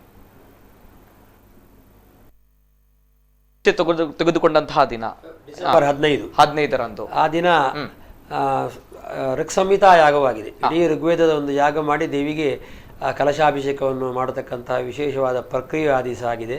ಅದರೊಂದಿಗೆ ಈ ಸಾವಿರಾರು ಜನರು, ಸರಿಸುಮಾರು ಎಷ್ಟು ಜನರು ಆ ಸಂದರ್ಭದಲ್ಲಿ ಸೇರಿದ್ದಾರೆ? ಆ ದಿವಸ ಸುಮಾರು 4,000 ಜನರು ಈ ದೀಕ್ಷೆಯನ್ನು ಪಡ್ಕೊಂಡಿದ್ದಾರೆ. ಆಮೇಲೆ ಅಲ್ಲಿಂದ ಇಲ್ಲಿವರೆಗೆ ಪುನಃ ಒಂದೊಂದು 8,000 ಜನ ದೀಕ್ಷೆ ಪಡ್ಕೊಂಡು ಆಯ್ತು. ಅಲ್ಲಿಂದ ಬೇರೆ ಪ್ರತಿದಿನವೂ ದೇವಸ್ಥಾನದಲ್ಲೂ ತಗೊಳ್ತಾರೆ. ಆಯಾ ಗ್ರಾಮದ ದೇವಸ್ಥಾನಗಳಲ್ಲಿ ತಗೊಳ್ಳತಕ್ಕಂತಹ ಕ್ರಮವನ್ನು ಇಟ್ಕೊಂಡಿದ್ದೇವೆ. ನಾವೇ ಹೋಗಿ ಕೆಲವು ಕಡೆಯಲ್ಲಿ ದೀಕ್ಷೆಯನ್ನು ಕೊಟ್ಟಿದ್ದೇವೆ. ಅಲ್ಲಿಯ ಅರ್ಚಕರು ದೀಕ್ಷೆಯನ್ನು ಕೊಟ್ಟಿದ್ದಾರೆ. ಹೀಗೆ ಹಲವಾರು ಕಡೆಯಲ್ಲಿ ದೀಕ್ಷೆಯನ್ನು ತಗೊಳ್ಳುವಂತಹ ಕಾರ್ಯಕ್ರಮ ಮಾಡಿದ್ದೇವೆ. ಶಾರದಾ ವಿದ್ಯಾಲಯದಲ್ಲಿ ಇರುವಂತಹ ಎಲ್ಲಾ ಮಕ್ಕಳು ಸಹ ನಿತ್ಯವೂ ಈ ಜಪವನ್ನು ಪಠಣ ಮಾಡ್ತಾ ಇದ್ದಾರೆ. ಇದು 4,000 ಜನರು ಆ ಸಂದರ್ಭದಲ್ಲಿ ಸೇರಿದ್ರು. ಮತ್ತೆ ಕ್ಷೇತ್ರಕ್ಕೆ ಬಂದು ಹಲವಾರು ಜನರು ಇನ್ನೂ ಕೂಡ ದೀಕ್ಷೆ ತಗೊಳ್ತಾ ಇದ್ದಾರೆ. 22 ತಾರೀಕಿನ ತನಕ ದೀಕ್ಷೆ ಕೊಡುವಂತಹ ಕಾರ್ಯಕ್ರಮಗಳು ನಡೀತಾ ಇದೆ ಅನ್ನುವಂತ ತಾವು ಹೇಳ್ತಾ ಇದ್ದಾರೆ. ನಮ್ಮ ಶಾಲೆ ಸುಮಾರು 2,500 ಮಕ್ಕಳು ಸಹ ಪ್ರತಿದಿನ ಈ ಜಪವನ್ನು ಶಾಲೆಯಲ್ಲಿ ಬಂದು ಮಾಡ್ತಾ ಇದ್ದಾರೆ. ಅದ್ಭುತವಾಗಿರುವಂತದ್ದು. ಅದೇ ರೀತಿ ಕಟ್ಟುನಿಟ್ಟಿನ ಕ್ರಮಗಳಿಗೆ ಏನಾದ್ರೂ ಇದೆಯಾ? ಯಾವ ರೀತಿ ದೀಕ್ಷೆ ತಗೊಂಡು ಯಾವ ರೀತಿ ನಾವು ಪಾಲಿಸಬೇಕು? ಆ ದೀಕ್ಷೆಯನ್ನು ಕಳೆದುಕೊಂಡ ಮೇಲೆ ಅವರು ಮಧುಮಾಂಸಾದಿಗಳನ್ನು ತಿನ್ನಬಾರದು. ಅವರು ಕುಡಿಯುವುದನ್ನು ಇದ್ರೆ ಅದನ್ನು ಬಿಡಬೇಕು, ಮಾಂಸವನ್ನು ತ್ಯಜಿಸಬೇಕು ಅಷ್ಟು ದಿವಸಗಳ ಕಾಲ. ಶುಕ್ರವಾರ ಒಪ್ಪತ್ತು ಊಟ, ಮತ್ತೆ ಅಕ್ಕಿದು ತಿನ್ನಬಾರದು, ಗೋಧಿದೆಲ್ಲ ತಿನ್ನಬಹುದು. ಇನ್ನಂತಹ ಈ 3 ನಿಯಮಗಳು. ರಜಸ್ವಲೆ ಆಗಿದ್ರೆ ಅವರ ತಿಂಗಳ ರಜೆಯಲ್ಲಿದ್ರೆ 5ನೇ ದಿವಸದಿಂದ ಮುಂದುವರಿಸಬಹುದು. ಅಥವಾ ಅವರಿಗೆ ಆಶೌಚ ಸೂತಕಾದಿಗಳು ಬಂದ್ರೆ ಆ ಸೂತಕ ಮುಗಿದ ಮೇಲೆ ಮುಂದುವರಿಸಬಹುದು. ಅದಕ್ಕಾಗಿ ನಾವೊಂದು ದಾರವನ್ನು ಕೊಡ್ತಾ ಇದ್ದೇವೆ. ಆ ದಾರವನ್ನು ಕಟ್ಟಿಕೊಂಡು ಅವರು ಆ ಜಪವನ್ನು ಮಾಡಬೇಕು. ಅದೊಂದು ಯಜ್ಞೋಪವೀತ ಇದ್ದ ಹಾಗೆ. ಹಾಗಾಗಿ ಅದಕ್ಕೆ ಸಾಮಾನ್ಯವಾದ ಮೈಲಿಗೆ ಅಂತ ಇರುವಂಥದ್ದು ಬರುವುದಿಲ್ಲ. ಹಾಗಾಗಿ ನಾಳೆ ಫೆಬ್ರವರಿ 2ರವರೆಗೆ ನಿರಂತರವಾಗಿ ಅವರ ಕೈಯಲ್ಲಿರ್ತದೆ. ಆ ಜಪವನ್ನು ಮಾಡ್ತಾ ಇರ್ಬೋದು. ಫೆಬ್ರವರಿ 2ರ ನಂತರ ಯಾವ ರೀತಿ ದೀಕ್ಷೆಯನ್ನು? ಫೆಬ್ರವರಿ 2ರ ನಂತರ ದೀಕ್ಷೆ ಅಂತಿಲ್ಲ, ಮಾಡಿದ್ರೆ ಬಹಳ ಸಂತೋಷ. ಯಾಕೆಂದ್ರೆ ಆಹಾರದಲ್ಲಿ ಶ್ರೇಷ್ಠತೆ ಅನ್ನೋದು ಸಾಧಿಸುವುದು ಅವನವನ ಸಾಧನಾ ಶರೀರವನ್ನು ಉಪಯೋಗಿಸಿಕೊಂಡು ಮಾಡತಕ್ಕಂಥ ದೊಡ್ಡ ಒಂದು ಕಾರ್ಯಕ್ರಮ. ಅದರಿಂದ ಅದನ್ನು ಮಾಡ್ತಾ ಮತ್ತೂ ಸಹ ಅದೇ ದೀಕ್ಷೆಯಲ್ಲಿ ಮುಂದುವರಿದ್ರೆ ಅದು ಶ್ರೇಷ್ಠ ಅಂತರ್ಥ. ಆಹಾರದಲ್ಲಿ ಪುನಃ ಉತ್ಕೃಷ್ಟತೆಯನ್ನು ಸಾಧಿಸಿದ್ರೆ ನಾವು ಅದರ ದೇವರ ಹತ್ರ ಹೋಗ್ಲಿಕ್ಕೆ ಹತ್ರ ಆಗ್ತದೆ, ಇನ್ನೂ ಸಂಬಂಧ ಹತ್ರ ಆಗ್ತದೆ. ಅದು ಅವರಿಗೆ ಬಿಟ್ಟ ವಿಚಾರ. ನಿರಂತರವಾಗಿ ಜಪವನ್ನು ಮಾಡಬಹುದು ಎನ್ನುವಂತಹ ನಾವೊಂದು ಸಂದೇಶವನ್ನು ಕೊಟ್ಟಿದೆ. ಸರಿ ಹಸ್ರಣ್ಣ ಅವರು, ಅದೇ ಅಟ್ ದ ಸೇಮ್ ಟೈಮ್ ಒಂದು ಪ್ರಶ್ನೆ ನಮ್ಮ ತುಳುನಾಡಿನ ಜನರಲ್ಲಿ ಕೇಳಿ ಬರ್ತಾ ಇದ್ದದ್ದು ಈ ಸಂದರ್ಭದಲ್ಲಿ, ಕೋಟಿ ಜಪ ಯಜ್ಞ ಹೌದು ನಾವು ಮಾಡ್ತೇವೆ, ನಾವು ಈ ದೀಕ್ಷೆ ತಗೊಳ್ತೇವೆ, ಆದ್ರೆ ಯಾವ ರೀತಿ ಲೆಕ್ಕ ಇಟ್ಕೊಳ್ಬಹುದು ಅನ್ನುವಂಥದ್ದು? ಕೋಟಿ ಅನ್ನುವಂತಹ ಲೆಕ್ಕ ಎನ್ನುವುದಕ್ಕೆ ಲೆಕ್ಕಕ್ಕೆ ನಾವು ಕಾನ್ಸಂಟ್ರೇಷನ್ ಮಾಡಿದ್ರೆ ದೇವರ ಮೇಲೆ ಭಕ್ತಿ ಕಡಿಮೆ ಆಗುತ್ತೆ. ಹಾಗಾಗಿ ನಾನು ಮೊದಲೇ ಹೇಳಿದ್ದೇನೆ, ಒಂದು 10 ನಿಮಿಷಗಳ ಕಾಲ ನಿರಂತರವಾಗಿ ಜಪ ಮಾಡಿ. ಆ ಸಂದರ್ಭ ಎಷ್ಟು ಜಪ ಆಗ್ತದೆ ಅನ್ನೋದನ್ನು ಲೆಕ್ಕ ಮಾಡಿ ಇಟ್ಕೊಳ್ಳಿ ನೀವು. ಆಗ ನಿಮ್ಗೆ ಇಷ್ಟು ಹೊತ್ತು ಗೊತ್ತಾಗ್ತದೆ. ಆಮೇಲೆ ಲೆಕ್ಕದ ಗೋಜಿಗೆ ಹೋಗ್ಬೇಡಿ, ನೀವು ಜಪ ಮಾಡ್ತಾ ಇರಿ. ನಿಮ್ಮ ಮನೆಯಲ್ಲಿ ಇದು ಅಡುಗೆ ಮಾಡುವಾಗಲೂ ಆ ಜಪ ಮಾಡ್ಬೋದು, ಕಾರಲ್ಲಿ ಹೋಗುವಾಗಲೂ ಬಸ್ಸಲ್ಲಿ ಹೋಗುವಾಗಲೂ ಆ ಜಪ ಮಾಡ್ಬೋದು. ಆಗ ಜಪದಲ್ಲಿ ನಮಗೆ ಪ್ರಧಾನವಾಗಿ ಆ ದೇವಿಯನ್ನು ನೆನೆಸುವುದೇ ಮುಖ್ಯ ಉದ್ದೇಶ ಆಗಿರುವಾಗ ಅದನ್ನು ಮಾಡ್ದಾಗಿ ಎಷ್ಟು ಗಂಟೆ ಆಯ್ತು ನೋಡಿಕೊಂಡು ನಾವು 10ಕ್ಕಾದ್ರೆ ಎಷ್ಟು, 1.5 ಗಂಟೆ ಆದ್ರೆ ಎಷ್ಟು, 2.5 ಗಂಟೆ ಆದ್ರೆ ಎಷ್ಟು, ಈ ಅನುಪಾತದಲ್ಲಿ ನೋಡಿ ನೀವು ಸಂಖ್ಯೆಯನ್ನು ಬರೆದಿಡಿ ಸಾಕು. ಒಂದು ಫಾರ್ಮ್ ಕೊಟ್ಟಿದೆ ನಾವು, ಫಾರ್ಮಲ್ಲಿ ಅವರು ಅದನ್ನೆಲ್ಲ ದಾಖಲೆ ಮಾಡಿಕೊಂಡು 2 ತಾರೀಕಿಗೆ ತಂದು ನಾವು ಕೊಟ್ಟರೆ ಅದನ್ನು ತಗೊಂಡು ಅವರಿಗೆ ಪ್ರಸಾದ ಎಲ್ಲ ಕೊಡ್ತೇವೆ. ಆ ದಿವಸ ಒಂದು ಅವರಿಗೆ ಕುಂಕುಮ ಕೊಟ್ಟು ಸ್ವಲ್ಪ ಯಥಾಶಕ್ತಿ ಪುನಃ ಜಪ ಮಾಡಿಸ್ತೇವೆ. ಆ ಕುಂಕುಮವನ್ನು ನಾವು ದೇವರಿಗೆ ಅರ್ಪಿಸ್ತೇವೆ. ಹಾಗಾಗಿ ದೇವರಿಗೆ ನೇರವಾಗಿ ಅವರೇ ಅರ್ಚನೆ ಮಾಡಿದ ಹಾಗೆ ಎನ್ನುವಂತಹ ಕಲ್ಪನೆ ಇಟ್ಟಿದ್ದೇವೆ. ಆ ಮೂಲಕವಾಗಿ ನಾವು ಬಂದಂಥದ್ದನ್ನು ಆಮೇಲೆ ಲೆಕ್ಕ ಮಾಡಿ ಸಾಮಾನ್ಯ ಸಂಖ್ಯೆಯಲ್ಲಿ ಎಷ್ಟು ಜಪ ಆಗಿದೆ ಅನ್ನೋದು ಲೆಕ್ಕ, ನಮಗೋಸ್ಕರ, ನಮ್ಮ ತೃಪ್ತಿಗೋಸ್ಕರ ಅಷ್ಟೇ ವಿನಃ ಅದನ್ನು ಮಾಡಿರತಕ್ಕಂತಹ ಒಂದು ವ್ಯವಸ್ಥೆಗಾಗಿ ನಾವು ಮುಂದುವರೆದಿದ್ದೇವೆ. ಸರಿ, 22 ತಾರೀಕಿನ ತನಕ ದೀಕ್ಷೆ ತಗೊಳ್ಳಬಹುದು ಅನ್ನುವಂಥದ್ದು ಒಂದು ಅವಕಾಶ ಇದೆ ಎಲ್ರಿಗೂ ಕೂಡ ಭಕ್ತರಿಗೆ ಅಲ್ವಾ? 22 ತಾರೀಕಿನ ತನಕ ಬರ್ತಾರೆ. ಆಮೇಲೆ ಕೂಡ ಫೆಬ್ರವರಿ 3ರ ತನಕ ಅವರು 2ರ ತನಕ ಅವರು ದೀಕ್ಷೆ ತಗೊಂಡು ಶ್ಲೋಕ ಹೇಳಬೇಕಾಗುತ್ತೆ. 22 ತಾರೀಕು ಕೊನೆಯ ದಿನ. ಎಸ್, ಹೌದು.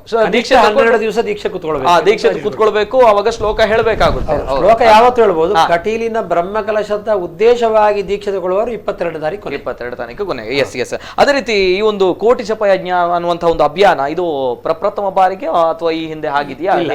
ಪ್ರಪ್ರಥಮ ಬಾರಿಗೆ ಆಗತಕ್ಕಂತಹ ವಿಚಾರ. 2007ನೇ ಇಸ್ವಿ ಬ್ರಹ್ಮಕಲಶ ಮುಗ್ದ ಮೇಲೆ ನಮ್ಮಣ್ಣ ವಾಸುದೇವಾಸರರಿಗೆ ಈ ವಿಷಯದಲ್ಲಿ ಒಂದು ಪ್ರೇರಣೆ ಬಂತು, ಮಾಡಬೇಕು ಅಂತ. ಆ ಸಂದರ್ಭದಲ್ಲಿ ನಳಿನ್ ಕುಮಾರ್ ಕಟೀಲ್ ರವರು ಸಹ ನಮ್ಮೊಂದಿಗೆ ಕೈ ಜೋಡಿಸಿದ್ರು. ಕಾರಣಾಂತರದಿಂದ ಆ ಸಂದರ್ಭದಲ್ಲಿ ಮಾಡ್ಲಿಕ್ಕೆ ಆಗ್ಲಿಲ್ಲ. ಆದರೂ ವಾಸುದೇವಾಸರರು ವೈಯಕ್ತಿಕವಾಗಿ 1 ಕೋಟಿ ಜಪವನ್ನು ಮಾಡಿಸಿದ್ದಾರೆ ಕಟೀಲ್ ದೇವಸ್ಥಾನದಲ್ಲಿ. ಆದರೆ ಅದು ಸೇವಾ ರೂಪದಲ್ಲಿ ನಡೆದಿದೆ. ಭಕ್ತರಲ್ಲೇ ಎಲ್ಲರನ್ನು ಸೇರಿಸಿ ಮಾಡತಕ್ಕಂತಹ ಕೆಲಸಕ್ಕೆ ಆಮೇಲೆ ಸಮಯ ಬರಲಿಲ್ಲ. ಸಮಯ ಬಂದದ್ದು ಈಗ ಅಂತ ಹೇಳಿ. ಹಾಗಾಗಿ ಕಟೀಲಿನ ಇತಿಹಾಸದಲ್ಲಿ ಕೋಟಿ ಜಪ ಯಜ್ಞ ಎನ್ನುವುದು ಭಕ್ತರಿಂದ ಮೂಲಕವಾಗಿ ಮಾಡಿಸತಕ್ಕಂಥ ಇದೇ ಪ್ರಥಮ ಅಲ್ವಾ? ಎಸ್. ನಿಜವಾಗ್ಲೂ ಕೂಡ ಒಂದು ಒಳ್ಳೆಯ ಯೋಜನೆ, ಒಂದು ಒಳ್ಳೆಯ ಅಭಿಯಾನ, ಕೋಟಿ ಜಪ ಯಜ್ಞ ಅನ್ನುವಂತಹ ಒಂದು ಅಭಿಯಾನ. ಈ ಸಂದರ್ಭದಲ್ಲಿ ಅದನ್ನು ಮಾಡಬೇಕು ಅಂತ ನಳಿನ್ ಕುಮಾರ್ ಕಟೀಲ್ ನೆನಪಾಗಿ ಅವರು ಹೇಳಿದ್ರು. ಓಕೆ. ಒಂದು ಅದ್ಭುತವಾಗಿರುವಂತಹ ಚಿಂತನೆ ಸಂಸದ ನಳಿನ್ ಕುಮಾರ್ ಕಟೀಲ್ ಅವರು ಕೂಡ, ಅವರ ಮನಸ್ಸಿನಲ್ಲೂ ಕೂಡ ಒಂದು ಭಾವನೆ ಇತ್ತು. ಈ ಸಂದರ್ಭದಲ್ಲಿ ನೆನಪಾಯಿತು, ಅವರು ಹೇಳಿದ್ರು, ಮಾತನಾಡ್ತಿದ್ವಿ. ಅದೇ ರೀತಿ ಈ ಬಾರಿಯ ಕಟೀಲು ಬ್ರಹ್ಮಕಲಶೋತ್ಸವದಲ್ಲಿ ವಿಶೇಷತೆ ಅಂತ ಹೇಳಿದ್ರೆ ಪ್ಲಾಸ್ಟಿಕ್ ರಹಿತವಾಗಿ ಪರಿಸರ ಸ್ನೇಹಿ ಆಗಿರುವಂತಹ ಒಂದು ಕೆಲಸ ಕಾರ್ಯಗಳನ್ನು ನಾವು ಮಾಡಬೇಕು ಅನ್ನುವಂಥದ್ದು ಒಂದು ಒಳ್ಳೆಯ ಉದ್ದೇಶ, ಇಡೀ ಸಮಾಜಕ್ಕೆ ಮಾದರಿ ಆಗಿರುವಂಥದ್ದು. ಏನು ಹೇಳ್ತೀರಾ ಇದಕ್ಕೆ? ಈ ವಿಚಾರದಲ್ಲಿ ಮೊದಲಾಗಿ ನಮ್ಮ ಆಡಳಿತ ಮಂಡಳಿಯ ಸನತ್ ಕುಮಾರ್ ಶೆಟ್ಟರು ಮತ್ತು ವಾಸುದೇವಾಸರನ್ನು ಅಭಿನಂದಿಸಬೇಕು. ಆ ವಿಚಾರದಲ್ಲಿ ನಮಗೆಲ್ಲರಿಗೂ ಬೆನ್ನೆಲುಬಾಗಿ ನಿಂತವರು ಅವರು. ದೇವಸ್ಥಾನದಲ್ಲಿ ಪ್ಲಾಸ್ಟಿಕ್ ನಿಷೇಧವನ್ನು ನಾವು ಇದರ ಪ್ರಸಾದ ಸಾಮಗ್ರಿಗಳಿಗೆ ಮಾಡಿದ್ದೆವು. ಹೌದು. ಕೆಲವೆಲ್ಲ ಅನಿವಾರ್ಯವಾಗಿತ್ತು. ಅದಕ್ಕೂ ಈಗ ಲೇಟೆಸ್ಟ್ ಟೆಕ್ನಾಲಜಿ ಬಂದದ್ರಿಂದ ಎಲ್ಲ ನಾವು ಪ್ಯಾಕೆಟ್ ಮಾಡುವಂಥದ್ದು ಪ್ರತಿಯೊಂದು ಸಹ ನಾವು ಯಾವುದಕ್ಕೂ ನಾವು ಪ್ಲಾಸ್ಟಿಕ್ ಉಪಯೋಗಿಸುವುದಿಲ್ಲ, ಬಟ್ಟೆ ಅಥವಾ ಕಾಗದ ಅಂತ ನಾವು ನಿರ್ಣಯ ಮಾಡಿ ಮುಂದುವರೆದಿದ್ದೇವೆ. ಈಗ ಪ್ಲಾಸ್ಟಿಕ್ ಎನ್ನುವುದು ಮಾರಕ ಆಯ್ದದ್ರಿಂದ ಕಟೀಲಿನ ಬ್ರಹ್ಮಕಲಶದಿಂದ ಜನರಿಗೊಂದು ನಾವು ಸಂದೇಶ ಕೊಡಬೇಕೆನ್ನುವ ದೃಷ್ಟಿಗೋಸ್ಕರ ಪ್ಲಾಸ್ಟಿಕ್ ಮುಕ್ತ ಮಾಡಬೇಕು. ಮತ್ತು ಇಡೀ ಬ್ರಹ್ಮಕಲಶಕ್ಕೆ ನಾವು ಪ್ಲಾಸ್ಟಿಕ್ ಅಗತ್ಯ ಅಂತ ಮಾಡಿದರೆ ಇಡೀ ಕಟೀಲು ಒಂದು ಬ್ರಹ್ಮಕಲಶ ಮುಗ್ದಾಗ ಒಂದು ಪ್ಲಾಸ್ಟಿಕ್ ತೊಟ್ಟಿ ಆಗ್ತದೆ. ಹೌದು ಸರ್, ಹೌದು. ಅದರಿಂದ ತುಂಬಾ ತೊಂದರೆ ಆಗುವಂತಹ ಕಟೀಲಿನ ಜನತೆಗೆ ಇದು ಇರಬಾರದು ಅನ್ನೋ ದೃಷ್ಟಿಗೋಸ್ಕರ ಇದನ್ನು ಪ್ಲಾಸ್ಟಿಕ್ ಮುಕ್ತಗೊಳಿಸಬೇಕೆನ್ನುವಂತಹ ಒಂದು ಆಲೋಚನೆ ಮಾಡಿದ್ದೇವೆ. ಇದಕ್ಕೆ ನಳಿನ್ ಕುಮಾರ್ ಕಟೀಲ್ ಅವರು ನೀವು ಈಗಲೇ ಮಾಡಿ ನನಗೆ ಒಳ್ಳೆಯ ವಿಷಯ ಅಂತೇಳಿ ಅವರು ಸಹ ನಮಗೆ ಸಪೋರ್ಟ್ ಮಾಡಿದರು. ನಮ್ಮ ಮಾನ್ಯ ಶಾಸಕರಾದ ಉಮಾನಾಥ ಕೋಟಿ ಅಂತೂ ಸಪೋರ್ಟ್ ಮಾಡಿದರು. ಆದ್ದರಿಂದ ಪ್ಲಾಸ್ಟಿಕ್ ಮುಕ್ತ ಅಂತ ಅನೌನ್ಸ್ ಮಾಡ್ಲಿಕ್ಕೆ ಆಯ್ತು ನಮಗೆ. ನಮ್ಮಲ್ಲಿರತಕ್ಕಂತಹ ದೇವಸ್ಥಾನದಲ್ಲಿ ಯಾವುದೇ ಸಂದರ್ಭದಲ್ಲಿ ನಾವು ಈ ಪ್ಲಾಸ್ಟಿಕ್ ಅನ್ನು ಬಳಸದೆ ಈ ಸಲ ಬ್ರಹ್ಮಕಲಶ ಮಾಡಬೇಕು ಅಂತ ಏನೋ ಯೋಚನೆ ಮಾಡಿದ್ದೇವೆ. ಬ್ರಹ್ಮಕಲಶ ನಂತರವೂ ಹಾಗೆ ನಮಗೆ ಏನು ನಾವು ಹೊಸದಾದಂತಹ ಒಂದು ಅನ್ನಛತ್ರಕ್ಕೆ ತಾಗಿರತಕ್ಕಂತಹ ಒಂದು ಅಡುಗೆ ಶಾಲೆ ಮಾಡಿದ್ದೇವೆ. ಅಲ್ಲಿನ್ನು ಕಟ್ಟಿಗೆಯನ್ನು ಉಪಯೋಗಿಸದೆ ಅಡುಗೆ ಮಾಡತಕ್ಕಂತಹ ವ್ಯವಸ್ಥೆಯನ್ನು ಮಾಡ್ತೇವೆ. Full L P G. ಇನ್ನು ಮುಂದೆ ಅದಕ್ಕೆ ಪರಿಸರ ಸ್ನೇಹಿಯಾದಂತಹ ಸೋಲಾರ್ ಮತ್ತು ಇಂತಹ ವ್ಯವಸ್ಥೆಗಳನ್ನು ನಾವು ಮುಂದೆ ಮಾಡಿಸ್ತಾ ಇದ್ದೇವೆ. ಎಸಿಗಿಂತ ಅದು ರಿವರ್ಸ್ ಒಂದು ಟೆಕ್ನಾಲಜಿ ಇದೆ, ಅದರ ಹೆಸರಿಗೆ ನೆನಪು ಬರುವುದಿಲ್ಲ. ಅದೆಲ್ಲ ಉಪಯೋಗಿಸಿಕೊಂಡು ಪರಿಸರ ಸ್ನೇಹಿಯಾದಂತಹ ಒಂದು ಅಡುಗೆಯನ್ನು ಮಾಡಲಿಕ್ಕಾಗಿ ನಾವು ಈಗಾಗಲೇ ಕ್ರಮ ಕೈಗೊಂಡಿದ್ದೇವೆ. ಅದು ಜಾರಿಯಾಗಿದೆ. ನಮ್ಮ ಶಾಲಾ ಭೋಜನ ಶಾಲೆಯಲ್ಲಿ ಈಗಾಗಲೇ ಆರಂಭ ಆಗಿ 3 ವರ್ಷ ಆಯಿತು. ಆರಾಧನಾ ಭೋಜನ ಶಾಲೆ ಆರಂಭ ಆಗಿ 7 ವರ್ಷ ಆಯಿತು. ಈಗ ಪ್ರಧಾನ ಭೋಜನ ಶಾಲೆಯಲ್ಲಿ ಅದೇ ಕ್ರಮವನ್ನು ಜಾರಿ ತರ್ತಾ ಇದ್ದೇವೆ. ಈಗ ಒಟ್ಟು ಪರಿಸರ ಸ್ನೇಹಿಯಾದಂತಹ ವ್ಯವಸ್ಥೆ ಕಟೀಲ್ನಲ್ಲಿ ಇರಬೇಕು. ಕಟೀಲಿನ ಮೂಲಕವಾಗಿ ಉಳಿದವರಿಗೆ ಅದನ್ನು ನಮಗೆ ಸಾರುವಂತಹ ಒಂದು ಯೋಗ್ಯತೆ ಬರಬೇಕನ್ನೋ ದೃಷ್ಟಿಗೋಸ್ಕರ ನಾವು ಮುಂದುವರೆದಿದ್ದೇವೆ. ಎಸ್ ನಿಜವಾಗ್ಲೂ ಕೂಡ ಪ್ಲಾಸ್ಟಿಕ್ ರಹಿತವಾಗಿರುವಂತದ್ದು, ಪರಿಸರ ಸ್ನೇಹಿಯಾಗಿ ನಾವು ಇರಬೇಕು, ಸಮಾಜಕ್ಕೆ ಒಳ್ಳೆಯ ಸಂದೇಶ ಹೋಗಬೇಕು ಅನ್ನೋ ನಿಟ್ಟಿನಲ್ಲಿ ಒಂದು ಒಳ್ಳೆಯ ಯೋಜನೆ. ಅದೇ ರೀತಿ ವಿರಾಮದ ಬಳಿಕ ನಾವೀಗ ಕರೆಗಳನ್ನು ಸ್ವೀಕಾರ ಮಾಡ್ತೇವೆ. ಅನೇಕ ಜನರು ಕರೆ ಇದೆ, ಪ್ರಶ್ನೆಗಳಿದ್ರೆ ಕೇಳ್ಬೋದು. ಅದೇ ರೀತಿ ಯಾವ ರೀತಿ ತಾವು ಕೂಡ ಸಿದ್ಧತೆಗೊಂಡಿದ್ದೀರಾ, ಏನು ಕೆಲಸಗಳು ಮಾಡಬೇಕು. ಅನೇಕ ಜನರು ಹೇಳ್ತಾ ಇದ್ರು ಸ್ವಯಂ ಸೇವಕರಾಗಿ ನಾನು ಕೆಲಸ ಮಾಡಬೇಕು ಕ್ಷೇತ್ರದಲ್ಲಿ, ಯಾವ ರೀತಿ ನಾನು ಅರ್ಜಿ ಸಲ್ಲಿಸಬೇಕು, ಯಾವ ರೀತಿ ಹೋಗಬೇಕು ಅನ್ನುವಂತಹ ಮಾತುಗಳು ಅನೇಕ ಜನರು ಹೇಳ್ತಾ ಇದ್ರು. ಈ ಸದ್ಯದಲ್ಲಿ ಒಬ್ರು ಕಾಲರ್ ಇದ್ದಾರೆ, ಬೆಳಗಾವಿಯಿಂದ ಕರೆ ಮಾಡಿದ್ದಾರೆ. ಹಲೋ ಸರ್, ನಮಸ್ತೆ. ನಮಸ್ತೆ ಸರ್. ನಮಸ್ತೆ, ತಮ್ಮ ಹೆಸರು, ಎಲ್ಲಿಂದ ಕರೆ ಮಾಡ್ತಾ ಇದ್ದೀರಾ? ಸರ್ ನಾವು ಬೆಳಗಾವಿ ಜಿಲ್ಲೆ ಅಥಣಿ ತಾಲೂಕು ಶೆಡವಾಳ ಗ್ರಾಮದಿಂದ ಮಾತಾಡ್ತಾ ಇರೋದು. ನಮಸ್ತೆ ಸರ್, ನಮಸ್ತೆ. ಮಾತಾಡಿ. ತಮ್ಮ ಹೆಸರು? ನಮ್ಮ ಹೆಸರು ಚೇತನ್ ಅಂತ ಸರ್. ಚೇತನ್ ಅವರೇ, ನಮಸ್ತೆ ಚೇತನ್ ಅವರೇ, ಮಾತನಾಡಿ. ನಮಸ್ಕಾರ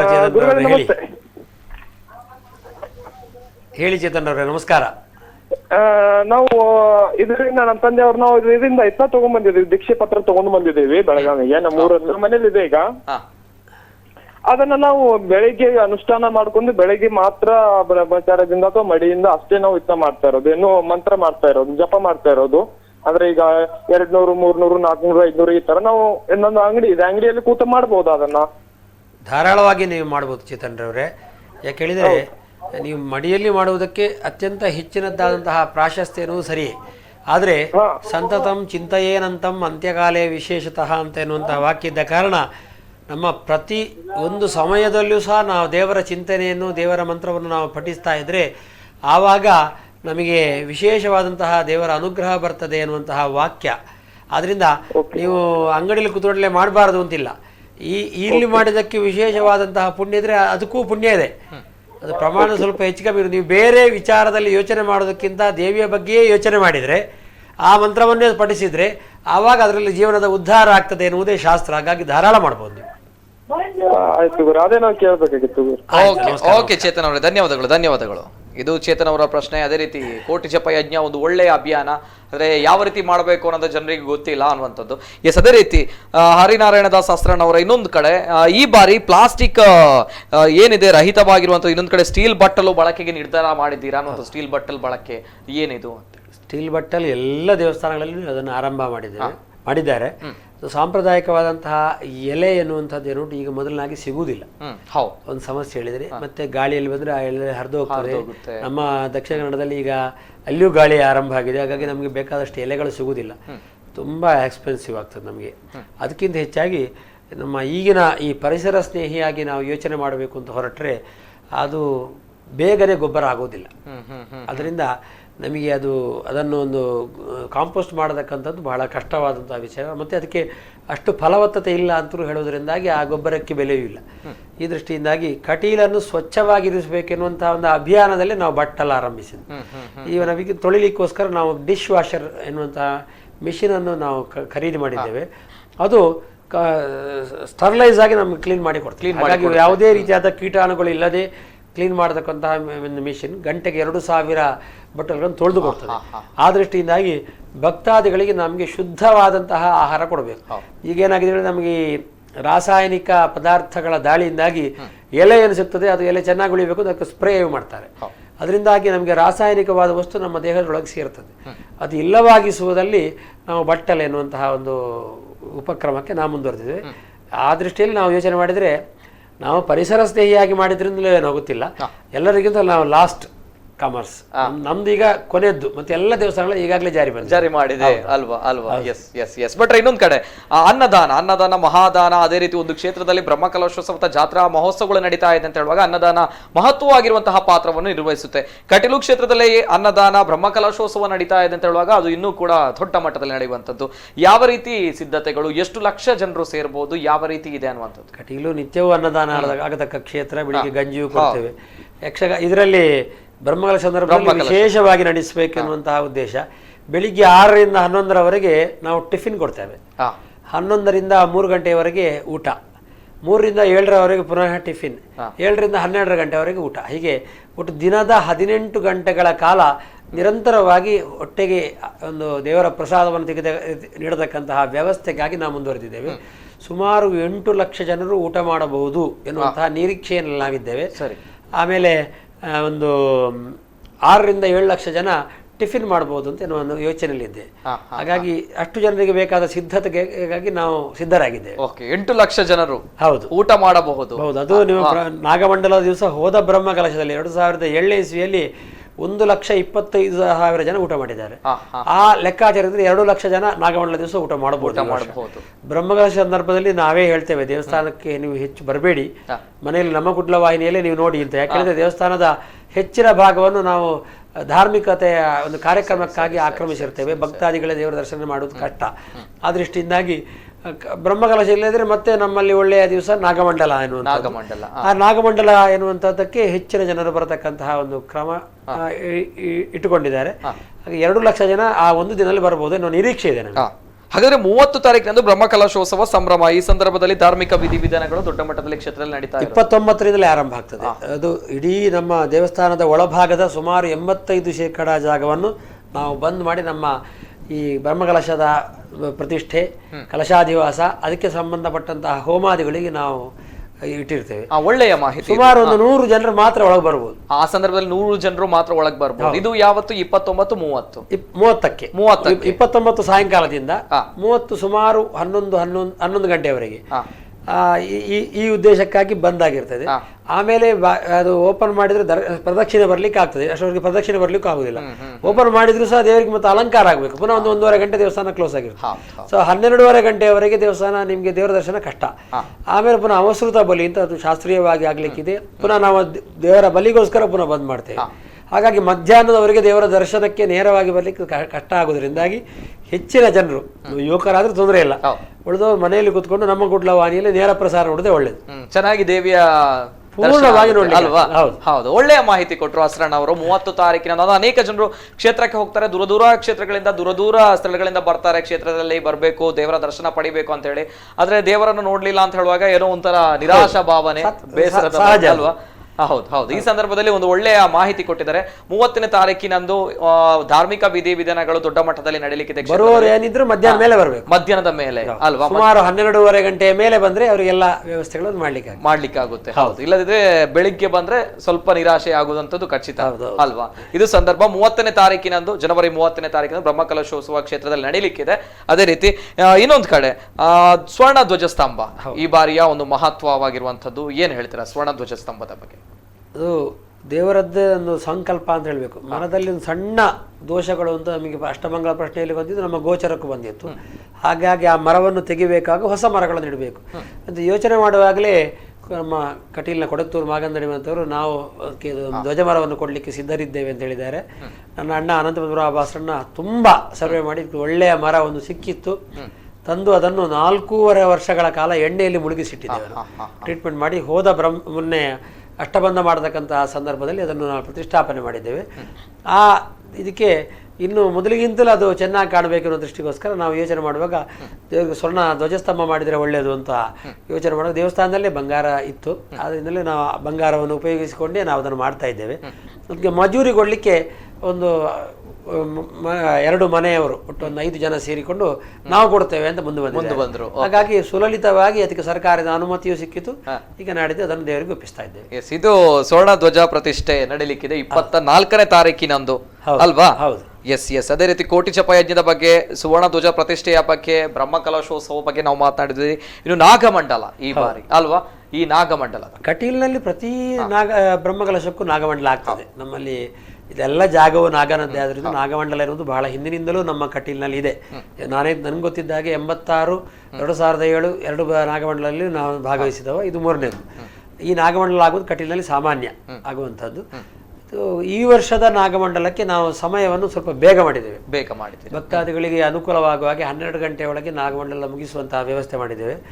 ಭಕ್ತಾದಿಗಳು ಹೆಚ್ಚಿನ ಸಂಖ್ಯೆಯಲ್ಲಿ ಬರಬೇಕು ಅಂತ ಕಟೀಲ್ಗೆ ಬರತಕ್ಕಂತಹ ಎಲ್ಲ ಬಸ್ ಮಾಲಕರು ಆ ದಿವಸ ಎಲ್ಲಿಂದಾದರೂ ಕಟೀಲ್ಗೆ ಬರೋರಿದ್ರೆ ಅವರಿಗೆ ಯಾವುದೇ ಟಿಕೆಟ್ ಇಲ್ಲದೆ ಕಟೀಲ್ ಕರ್ಕೊಂಡು ಬರ್ತಾರೆ. ನಾಗಮಂಡಲ ದಿವಸ ನಾಗಮಂಡಲ ಮುಗ್ದ ಮೇಲೆಯೂ ಒಂದು ಆಯ್ದ ಜಾಗಗಳಿಗೆ ಬಸ್ ಅನ್ನು ಉಚಿತವಾಗಿ ಅವರೇ ಕೊಡುವಂತಹ ಸಂಚರಿಸುವಂತಹ ಬಸ್ಗಳು. ಇನ್ನು ಬೇರೆ ಬಸ್ಗಳು ಅದಕ್ಕೆ ನಾವು ಕೈ ಜೋಡಿಸ್ತೇವೆ ಅಂತ ಬೇರೆ ಕಡೆಯವರು ಸಹ ಒಪ್ಪಿದ್ದಾರೆ. ಹಾಗಾಗಿ ಬಂದವರಿಗೆ ಹಿಂದೆ ಹೋಗ್ಲಿಕ್ಕೂ ಕಷ್ಟ ಇಲ್ಲ. ಉಳಿತಾರಾದ್ರೆ ಆ ದಿವಸ ಕಟೀಲ್ನಲ್ಲಿ ಯಕ್ಷಗಾನ, ಹನುಮಗಿರಿ ಬೆಳೆದವರು ಯಕ್ಷಗಾನ ಸೇವೆಯೂ ಇದೆ, ಹಾಗಾಗಿ ಅದು ನಡೀತದೆ. ಹಾಗಾಗಿ ಆ ಶನಿವಾರವಾಗಿದೆ ಅದು, ಅದರಿಂದ ಹೆಚ್ಚಿನ ಸಂಖ್ಯೆಯಲ್ಲಿ ಆ ದಿವಸ ಬರಬಹುದು ಎನ್ನುವ ನಿರೀಕ್ಷೆ ಇದೆ ನಮಗೆ. ಇದು ನಾಗಮಂಡಲದ ಸಿದ್ಧತೆಗಳು, ಉಚಿತ ಬಸ್ ಸೇವೆಗಳು ಕೂಡ ಎಲ್ಲವೂ ಇದೆ. ಹೌದು. ಎಸ್, ಯಾವುದೇ ರೀತಿಯ ಟೆನ್ಷನ್ ಅನ್ನುವಂಥದ್ದು ಇಲ್ಲ. ಉಚಿತ ಬಸ್ ಸೇವೆ, ಅದೇ ದೇವಿಯ ಒಂದು ಕೃಪೆ ಬೇಕು, ದೇವಿಯ ಕೃಪೆ ಇದೆ, ಎಲ್ಲವೂ ಕೂಡ ಸುಲಲಿತವಾಗಿ ನಡೆಯುತ್ತೆ ಅನ್ನುವಂಥದ್ದು ಇದಕ್ಕೆ ಹೇಳುವಂಥದ್ದು. ಇನ್ನೊಂದು ಕಡೆ ಹೊರೆ ಕಾಣಿಕೆ ಸೇವೆ ದೊಡ್ಡ ಮಟ್ಟ ಒಂದು ಕ್ಷೇತ್ರದಲ್ಲಿ ಬ್ರಹ್ಮಕಲಶೋತ್ಸವ ನಡೀತದೆ ಅಂತ ಹೇಳುವಾಗ ಹೊರೆ ಕಾಣಿಕೆ ಸೇವೆ ಅಲ್ಲಲ್ಲಿ ನಡೀತಾ ಇರುವಂತದ್ದು, ಪ್ರತಿಯೊಬ್ಬರು ಭಕ್ತರು ಕೊಡುವಂತದ್ದು. ಏನ್ ಹೇಳ್ತಾರೆ ಹೊರೆ ಕಾಣಿಕೆ ಸೇವೆ ಬಗ್ಗೆ ತಮ್ಮ ಸಂದೇಶ? ಹೊರೆ ಕಾಣಿಕೆ ಎನ್ನುವುದು ಎಲ್ಲಾ ಕಡೆಯ ಬ್ರಹ್ಮಕಲಶ ಇರುವಂತದ್ದು. ಯಾಕಂದ್ರೆ ಅನ್ನದಾನ ಎನ್ನುವುದು ಬ್ರಹ್ಮಕಲಶ ಸಂದರ್ಭದಲ್ಲಿ ವಿಶೇಷವಾಗಿ ಆಗೋದ್ರಿಂದಾಗಿ ಹೊರೆ ಕಾಣಿಕೆ ಅಂತ ಕೊಡ್ತಾರೆ. ಕಟೀಲಲ್ಲಿ ಅನ್ನಪೂರ್ಣೇಶ್ವರಿ, ಹಾಗಾಗಿ ಅನ್ನದಾನವೇ ಬಹಳಷ್ಟು ಆಗೋದ್ರಿಂದಾಗಿ ಸುಮಾರು ಒಂದು 2 ಕೋಟಿಯಷ್ಟು ಸಾಮಗ್ರಿಗಳು ಹೊರೆ ಕಾಣಿಕೆ ಬಂದು ನಮ್ಗೆ ಬ್ರಹ್ಮಕಲಶದ ಅಡುಗೆ ಸಾಮಗ್ರಿಯಾಗಿ ನಮಗೆ ಉಪಯೋಗ ಆಗುವಂತಹ ವಿಷಯ ಇದೆ. ಹಾಗಾಗಿ ಅದಕ್ಕಿಂತಲೂ ಹೆಚ್ಚು ಬರ್ಬೋದು ಎನ್ನುವಂತಹ ನಿರೀಕ್ಷೆ ಇರೋದ್ರಿಂದ ನಾವು ಭಕ್ತಾದಿಗಳಿಗೆ ಈಗಾಗಲೇ ಹೇಳಿದ್ದೇವೆ, ದೇವಸ್ಥಾನಕ್ಕೆ ಉಪಯೋಗವಾಗುವಂತಹ ವಸ್ತುಗಳನ್ನು ನೀವು ಕೊಡಬೇಕು. ಹಾಗಾಗಿ ಅಕ್ಕಿಯನ್ನು ಕೊಡುವಾಗಲೂ ನಾವು ಬ್ರ್ಯಾಂಡ್ ಹೇಳಿದ್ದೇವೆ. ಅದೇ ರೀತಿಯಾಗಿ ಸಕ್ಕರೆ ಇದಿದೆ ಎಲ್ಲವನ್ನು ಸಹ ಉತ್ತಮ ಮಟ್ಟದ್ದು ನಾವು ಉಪಯೋಗಿಸುವಂತದ್ದನ್ನೇ ಕೊಟ್ಟರೆ ದೇವಸ್ಥಾನದಲ್ಲಿ ಉಳಿಸಿಕೊಳ್ಬಹುದು. ಹಾಗಾಗಿ ಯಾವ ಬ್ರ್ಯಾಂಡ್ ಕೊಡಬೇಕು? ಈಗ ನಾವು ಟೈಗರ್ ಬ್ರ್ಯಾಂಡ್ ಸೋನಾ ಮಸೂರಿ ಅಥವಾ ಇದು ಮಲೆಬೆನ್ನೂರು ಸೋನಾ ಮಸೂರಿ ಇಂತಹ ಅಕ್ಕಿಗಳು, ಅದರ ನಾವು ಎಲ್ಲ ಹೊರೆ ಕಾಣಿಕೆ ಎಲ್ಲೆಲ್ಲಿ ನಾವು ಕೇಂದ್ರಗಳು ಮಾಡಿದ್ದೇವೆ ಅವರಿಗೆ ಕೊಟ್ಟಿದ್ದೇವೆ. ಹಾಗಾಗಿ ಅಂತಹ ಅಕ್ಕಿ ಅಥವಾ ಅಂಕಿಯ ಸಕ್ಕರೆಯನ್ನು ಕೊಟ್ಟರೆ ಬ್ರಹ್ಮಕಲಶ ಆದ್ಮೇಲೆ ಉಳಿದಿರೋದನ್ನು ನಾವು ಉಪಯೋಗಿಸುವಂತಹ ವ್ಯವಸ್ಥೆಗೆ ಮುಂದುವರಿತಿದೆ. ಅದಲ್ಲದೆ ಅನ್ನದಾನಕ್ಕೆ ಬೇಕಾದಂತಹ ಪಾತ್ರೆಗಳು, ಅದಕ್ಕೆ ಬೇಕಾದಂತಹ ಉಪಕರಣಗಳು, ಈಗ ಬಟ್ಟಲು ಸಹ ನಮಗೆ ಹೊರೆ ಕಾಣಿಕೆಯಲ್ಲೇ ಬರ್ತಾ ಇದೆ. ಈಗಾಗಲೇ ನಾನು ಶರವು ದೇವಸ್ಥಾನದ ಒಂದು ಇದನ್ನು ಹೊರೆ ಕಾಣಿಕೆ ಕೇಂದ್ರ ಉದ್ಘಾಟನೆ ಮಾಡಿ ಬಂದಿದ್ದೇವೆ. ಅಲ್ಲಿ ಒಂದು ಫ್ರಿಡ್ಜ್ ಇದೆ, ಒಂದಷ್ಟು ಪಾತ್ರೆಗಳಿವೆ, ಕತ್ತಿ ಇದೆ, ಆಮೇಲೆ ಫಿಲ್ಟರ್ಗಳಿವೆ, ಎಲ್ಲ ಒಂದಷ್ಟು ವಸ್ತುಗಳನ್ನು ಇಡೀ ದೇವಸ್ಥಾನಕ್ಕೆ ಬೇಕಾದಂತಹ ವಸ್ತುಗಳನ್ನು ಅವರು ಸಂಗ್ರಹ ಮಾಡ್ತಾ ಇದ್ದಾರೆ. ಹಾಗೆ ಮಾಡಿ ಒಂದು ಪಲ್ಲಕ್ಕಿ ಇದೆ. ಈ ಎಲ್ಲ ವಸ್ತುಗಳನ್ನು ಸೇರಿಸಿ ಅವರು ಈ ವಸ್ತುಗಳನ್ನು ದೇವಸ್ಥಾನಕ್ಕೆ ತರತಕ್ಕಂತಹ ವ್ಯವಸ್ಥೆಗೆ ಮುಂದುವರಿದ್ದಾರೆ. ಈಗ ಎಲ್ಲ ಕಡೆಯಲ್ಲೂ ಸಹ ಕಟೀಲು ದೇವಸ್ಥಾನಕ್ಕೆ ಬೇಕಾದಂತಹ ಅತಿ ಹೆಚ್ಚು ಕಾಲ ಉಳಿಯತಕ್ಕಂತಹ ವಸ್ತುಗಳನ್ನು ನಮಗೆ ದೇವಸ್ಥಾನಕ್ಕೆ ಅವರು ಹೊರೆ ಕಾಣಿಕೆಯನ್ನು ತರಬೇಕು ಅಂತ ವಿನಂತಿಸ್ತಾ ಇದ್ದೇನೆ. ಅದಲ್ಲದೆ ಇಂತಹ ವಸ್ತುಗಳನ್ನು ಕೊಡುವ ಮೂಲಕವಾಗಿಯೂ ಅನ್ನದಾನ ನಿರಂತರವಾಗಿ ನಡೆಯುವುದಕ್ಕೆ ಬೇಕಾದಂತಹ ಸಹಕಾರವನ್ನು ಕೊಟ್ಟರೆ ಬ್ರಹ್ಮಕಲಶ ಅಂತ ಅಲ್ಲ, ಇಡೀ ಕಟೀಲಿನ ದೇವರ ಪೂರ್ಣಾನುಗ್ರಹಕ್ಕೆ ಪಾತ್ರರಾಗಬಹುದು. ನಿಜವಾದ ಮಾತುಗಳು. ಹಾಗಾಗಿ ಈಗ ಎಲ್ಲ ಕಡೆಯಲ್ಲೂ ಹೊರೆ ಕಾಣಿಕೆಯಲ್ಲಿ ಅದೇ ಒಂದು ಟ್ರೆಂಡ್ ಬೆಳೆದಿದೆ ಅಲ್ವಾ? ಎಸ್. ಅದೇ ರೀತಿ ಬ್ರಹ್ಮಕಲಶೋತ್ಸವ ಕಟೀಲು ದೇವರ ಕ್ಷೇತ್ರದಲ್ಲಿ ನಡೀತಾ ಇದೆ ಅಂತ ಹೇಳುವಾಗ ಧಾರ್ಮಿಕ ವಿಧಿವಿಧಾನಗಳು ಯಾವ ರೀತಿ ನಡೀತಾ ಇದೆ, ಧಾರ್ಮಿಕ ಕಾರ್ಯಕ್ರಮಗಳು, ಇನ್ನೊಂದು ಕಡೆ ಸಾಂಸ್ಕೃತಿಕ ಕಾರ್ಯಕ್ರಮಗಳು ಕೂಡ ದೊಡ್ಡ ಮಟ್ಟದಲ್ಲಿ ಸುದ್ದಿ ಮಾಡುತ್ತೆ. ಈ ಬಾರಿಯ ಸಾಂಸ್ಕೃತಿಕ ಕಾರ್ಯಕ್ರಮಗಳ ಬಗ್ಗೆ ಒಟ್ಟು 13 ದಿನಗಳು ಸಹ ನಿರಂತರವಾಗಿ ಅವರೇ ಒಬ್ರು ಕಾಲರ್ ಇದ್ದಾರೆ. ಹಲೋ ಸರ್, ನಮಸ್ತೆ. ನಮಸ್ತೆ. ನಮಸ್ತೆ ಸರ್, ನಮಸ್ತೆ. ತಮ್ಮ ಹೆಸರು? ನನ್ನ ಹೆಸರು MTN ಕುಮಾರ್ ಅಂತ, ಮಂಡ್ಯದಿಂದ. ಕುಮಾರ್ ಅವರೇ ನಮಸ್ತೆ. ಕುಮಾರ್ ಅವರೇ ನಮಸ್ತೆ. ಎಲ್ರಿಗೂ ಸಂಕ್ರಾಂತಿ ಹಬ್ಬದ ಶುಭಾಶಯಗಳು. ತಮಗೂ ಕೂಡ. ಎಸ್. ನಿಮ್ಮೆಲ್ಲಾ ವೀಕ್ಷಕರಿಗೆ ಸಂಕ್ರಾಂತಿ ಹಬ್ಬದ ಶುಭಾಶಯಗಳು. ಎಲ್ರಿಗೂ ದೇವರು ಆಯುಷ್, ಆರೋಗ್ಯ, ನೆಮ್ಮದಿ, ಆರೋಗ್ಯ ಎಲ್ಲ ಕೊಡ್ಲಿ ಅಂತ ನಾನು ಕೇಳ್ತೇನೆ. ನಿಮ್ಮ ಕಾರ್ಯಕ್ರಮ ಬಹಳ ಚಲೋ ಬರ್ತಾ ಉಂಟು. ಧನ್ಯವಾದಗಳು ಕುಮಾರ್ ಅವರೇ. ಏನಾದ್ರು ಪ್ರಶ್ನೆಗಳಿದೆಯಾ? ನಮ್ಮ ಕಟೀಲು ಕ್ಷೇತ್ರದಲ್ಲಿ ಬ್ರಹ್ಮಕಲಶೋತ್ಸವ ಸಂಭ್ರಮ ನಡೀತಾ ಇದೆ. ತಮ್ಮ ಪ್ರಶ್ನೆಗಳು ಅಥವಾ ಏನ್ ಹೇಳಲಿಕ್ಕೆ ಇಷ್ಟಪಡ್ತೀರಾ ಈ ಸಂದರ್ಭದಲ್ಲಿ ಅಂತ ಹೇಳಿ? ಪ್ರಶ್ನೆ ಏನ್ ಕೇಳುದಿಲ್ಲ. ದೇವರ ಆಶೀರ್ವಾದ ಎಲ್ಲರ ಮೇಲೆ ಇರ್ಲಿ. ಅವರ ಬ್ರಹ್ಮ ಕಮಲೋತ್ಸವ ಏನಿದೆ ಚೆನ್ನಾಗಿ ನಡೀಲಿ, ನಿರ್ವಿಘ್ನವಾಗಿ ನಡೀಲಿ ಅಂತ ಹೇಳಿ ಪ್ರಶ್ನೆ ಏನ್ ಕೇಳುವಂತದ್ದು ಏನಿಲ್ಲ. ಒಳ್ಳೇದ್ ಮಾಡ್ಲಿ ಅಂತ. ಎಸ್, ಧನ್ಯವಾದಗಳು ಕುಮಾರ್ ಅವರೇ. ಎಸ್, ಇದು ಮಂಡ್ಯದಿಂದ ಕರೆ ಮಾಡಿದ್ರು. ತಮಗೂ ಕೂಡ ಮಕರ ಸಂಕ್ರಾಂತಿ ಹಬ್ಬದ ಶುಭಾಶಯಗಳು. ಎಸ್, ಆಸರಣ ಅವರೇ, ನಾವು ಸಾಂಸ್ಕೃತಿಕ ಕಾರ್ಯಕ್ರಮಗಳ ಬಗ್ಗೆ ಮಾತಾಡ್ತಿದ್ವಿ. ಬ್ರಹ್ಮಕಲಶ 86ನಲ್ಲೇ ಆಗುವಾಗಲೇ ನಮ್ಮಲ್ಲಿ ಕೆ ಜೆ ಜೇಸುದಾಸ್, ಮಂಜು ಭಾರ್ಗವಿ ಅಂತಹ ದೊಡ್ಡ ದೊಡ್ಡ ವ್ಯಕ್ತಿಗಳು ಬಂದವರು. 2007ನೇ ಇಸ್ವಿಯಲ್ಲೂ ಸಹ ಅತ್ಯಂತ ವಿಜೃಂಭಣೆ ನಡೆಸಿದ್ದೇವೆ. ಹಾಗೆ 2020ರಲ್ಲೂ ಸಹ ನಾವು ವಿಜೃಂಭಣೆಯಿಂದ ನಡೆಸಲಿಕ್ಕಾಗಿ ಈಗಾಗಲೇ ನಾವು ಮಾಡಿ ಮೊದಲನೇ ದಿವಸವೇ ಎಲ್ ಸುಬ್ರಹ್ಮಣ್ಯಂ ಪದ್ಮಭೂಷಣ ಅವಾರ್ಡ್ ಅಂದರೆ ಎಲ್ ಸುಬ್ರಹ್ಮಣ್ಯ ಅವರ ಲಾಯಲ್ ಇದೆ, ಅಲ್ಲಿ ನಿರುಪಮಾ ರಾಜೇಂದ್ರ ಅವರ ಕಾರ್ಯಕ್ರಮ ಇದೆ, ವಿಜಯ ಪ್ರಕಾಶ್ ಅವರ ಕಾರ್ಯಕ್ರಮ ಇದೆ, ಅಭಿಷೇಕ್ ರಘುರಾಮನ್ ಅವರ ಕಾರ್ಯಕ್ರಮ. ಹೀಗೆ ಪ್ರತಿದಿನವೂ 8 ರಿಂದ 11 ಗಂಟೆಯವರೆಗೆ ಅಂತಾರಾಷ್ಟ್ರೀಯ ಕಲಾವಿದರನ್ನು ಉಪಯೋಗಿಸಿಕೊಂಡು ಆ ದಿವಸ ನಾವು ಆ ಕಾರ್ಯಕ್ರಮ ಇಟ್ಕೊಂಡಿದ್ದೇವೆ. ಆಮೇಲೆ ಮತ್ತೊಂದು ಒಳ್ಳೆಯ ಕಾನ್ಸೆಪ್ಟ್ ದಾಸರೆಂದರೆ ಅಂತ ಹೆಸರು ಕೊಟ್ಟಿದ್ದೇವೆ.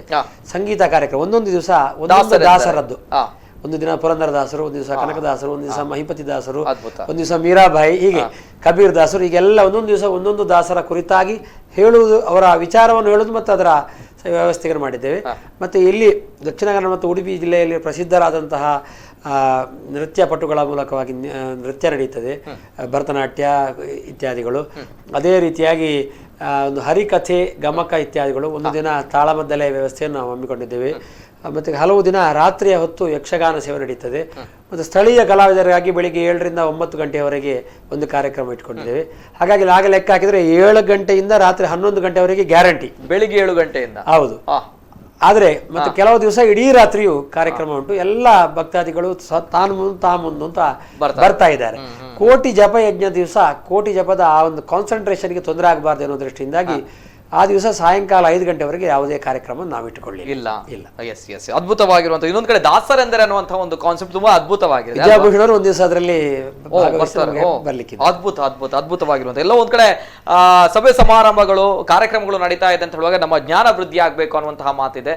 ದಾಸರೆಂದರೆ ಅನ್ನುವಂತಹ ಕಾರ್ಯಕ್ರಮ ಅದ್ಭುತವಾಗಿರುವಂತಹ ಕಾರ್ಯಕ್ರಮ. ಭಜನೆ ಅನ್ನೋದು ಈಗಾಗಲೇ ಮೊನ್ನೆ ಡಿಸೆಂಬರ್ 15ಕ್ಕೆ ಆರಂಭ ಆಗಿದೆ. ಫೆಬ್ರವರಿ 3ರವರೆಗೆ ಅಂತ ನಾವು ಅನೌನ್ಸ್ ಮಾಡಿದ್ದೇವೆ. ಪ್ರಾಯಶಃ ಮಾರ್ಚ್ ಆಗುವವರೆಗೂ ಬುಕ್ ಆಗಿದೆ, ಬರ್ತಾ ಇದ್ದಾರೆ. ಹೌದು, ನಿಜವಾಗ್ಲೂ ಕೂಡ ಮಾತಾಡ್ಬೇಕು. ಇನ್ನೊಬ್ರು ಕಾಲರ್ ಇದ್ದಾರೆ. ಹಲೋ ಸರ್, ನಮಸ್ತೆ. ನಮಸ್ತೆ. ತಮ್ಮ ಹೆಸರು, ಎಲ್ಲಿಂದ ಕರೆ ಮಾಡ್ತಾ ಇದ್ದೀರಾ? ಮೂಡುಬಿದಿರೆಯಿಂದ ಸತ್ಯಪ್ರಕಾಶ್.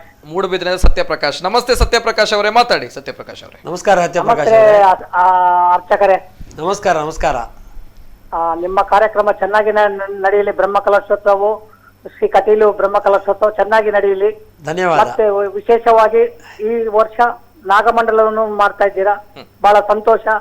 ಮತ್ತೆ ಯಾವುದೇ ರೀತಿ ಗಲಭೆ ಆಗದಂತೆ ಸಂತೋಷವಾಗಿ ನಡೆಯಲಿ ಅಂತ ದೇವರ ಮುಖಾಂತರ ಕೇಳ್ಕೊಳ್ತೇನೆ ನಾನು. ನಮಸ್ಕಾರ, ಧನ್ಯವಾದಗಳು.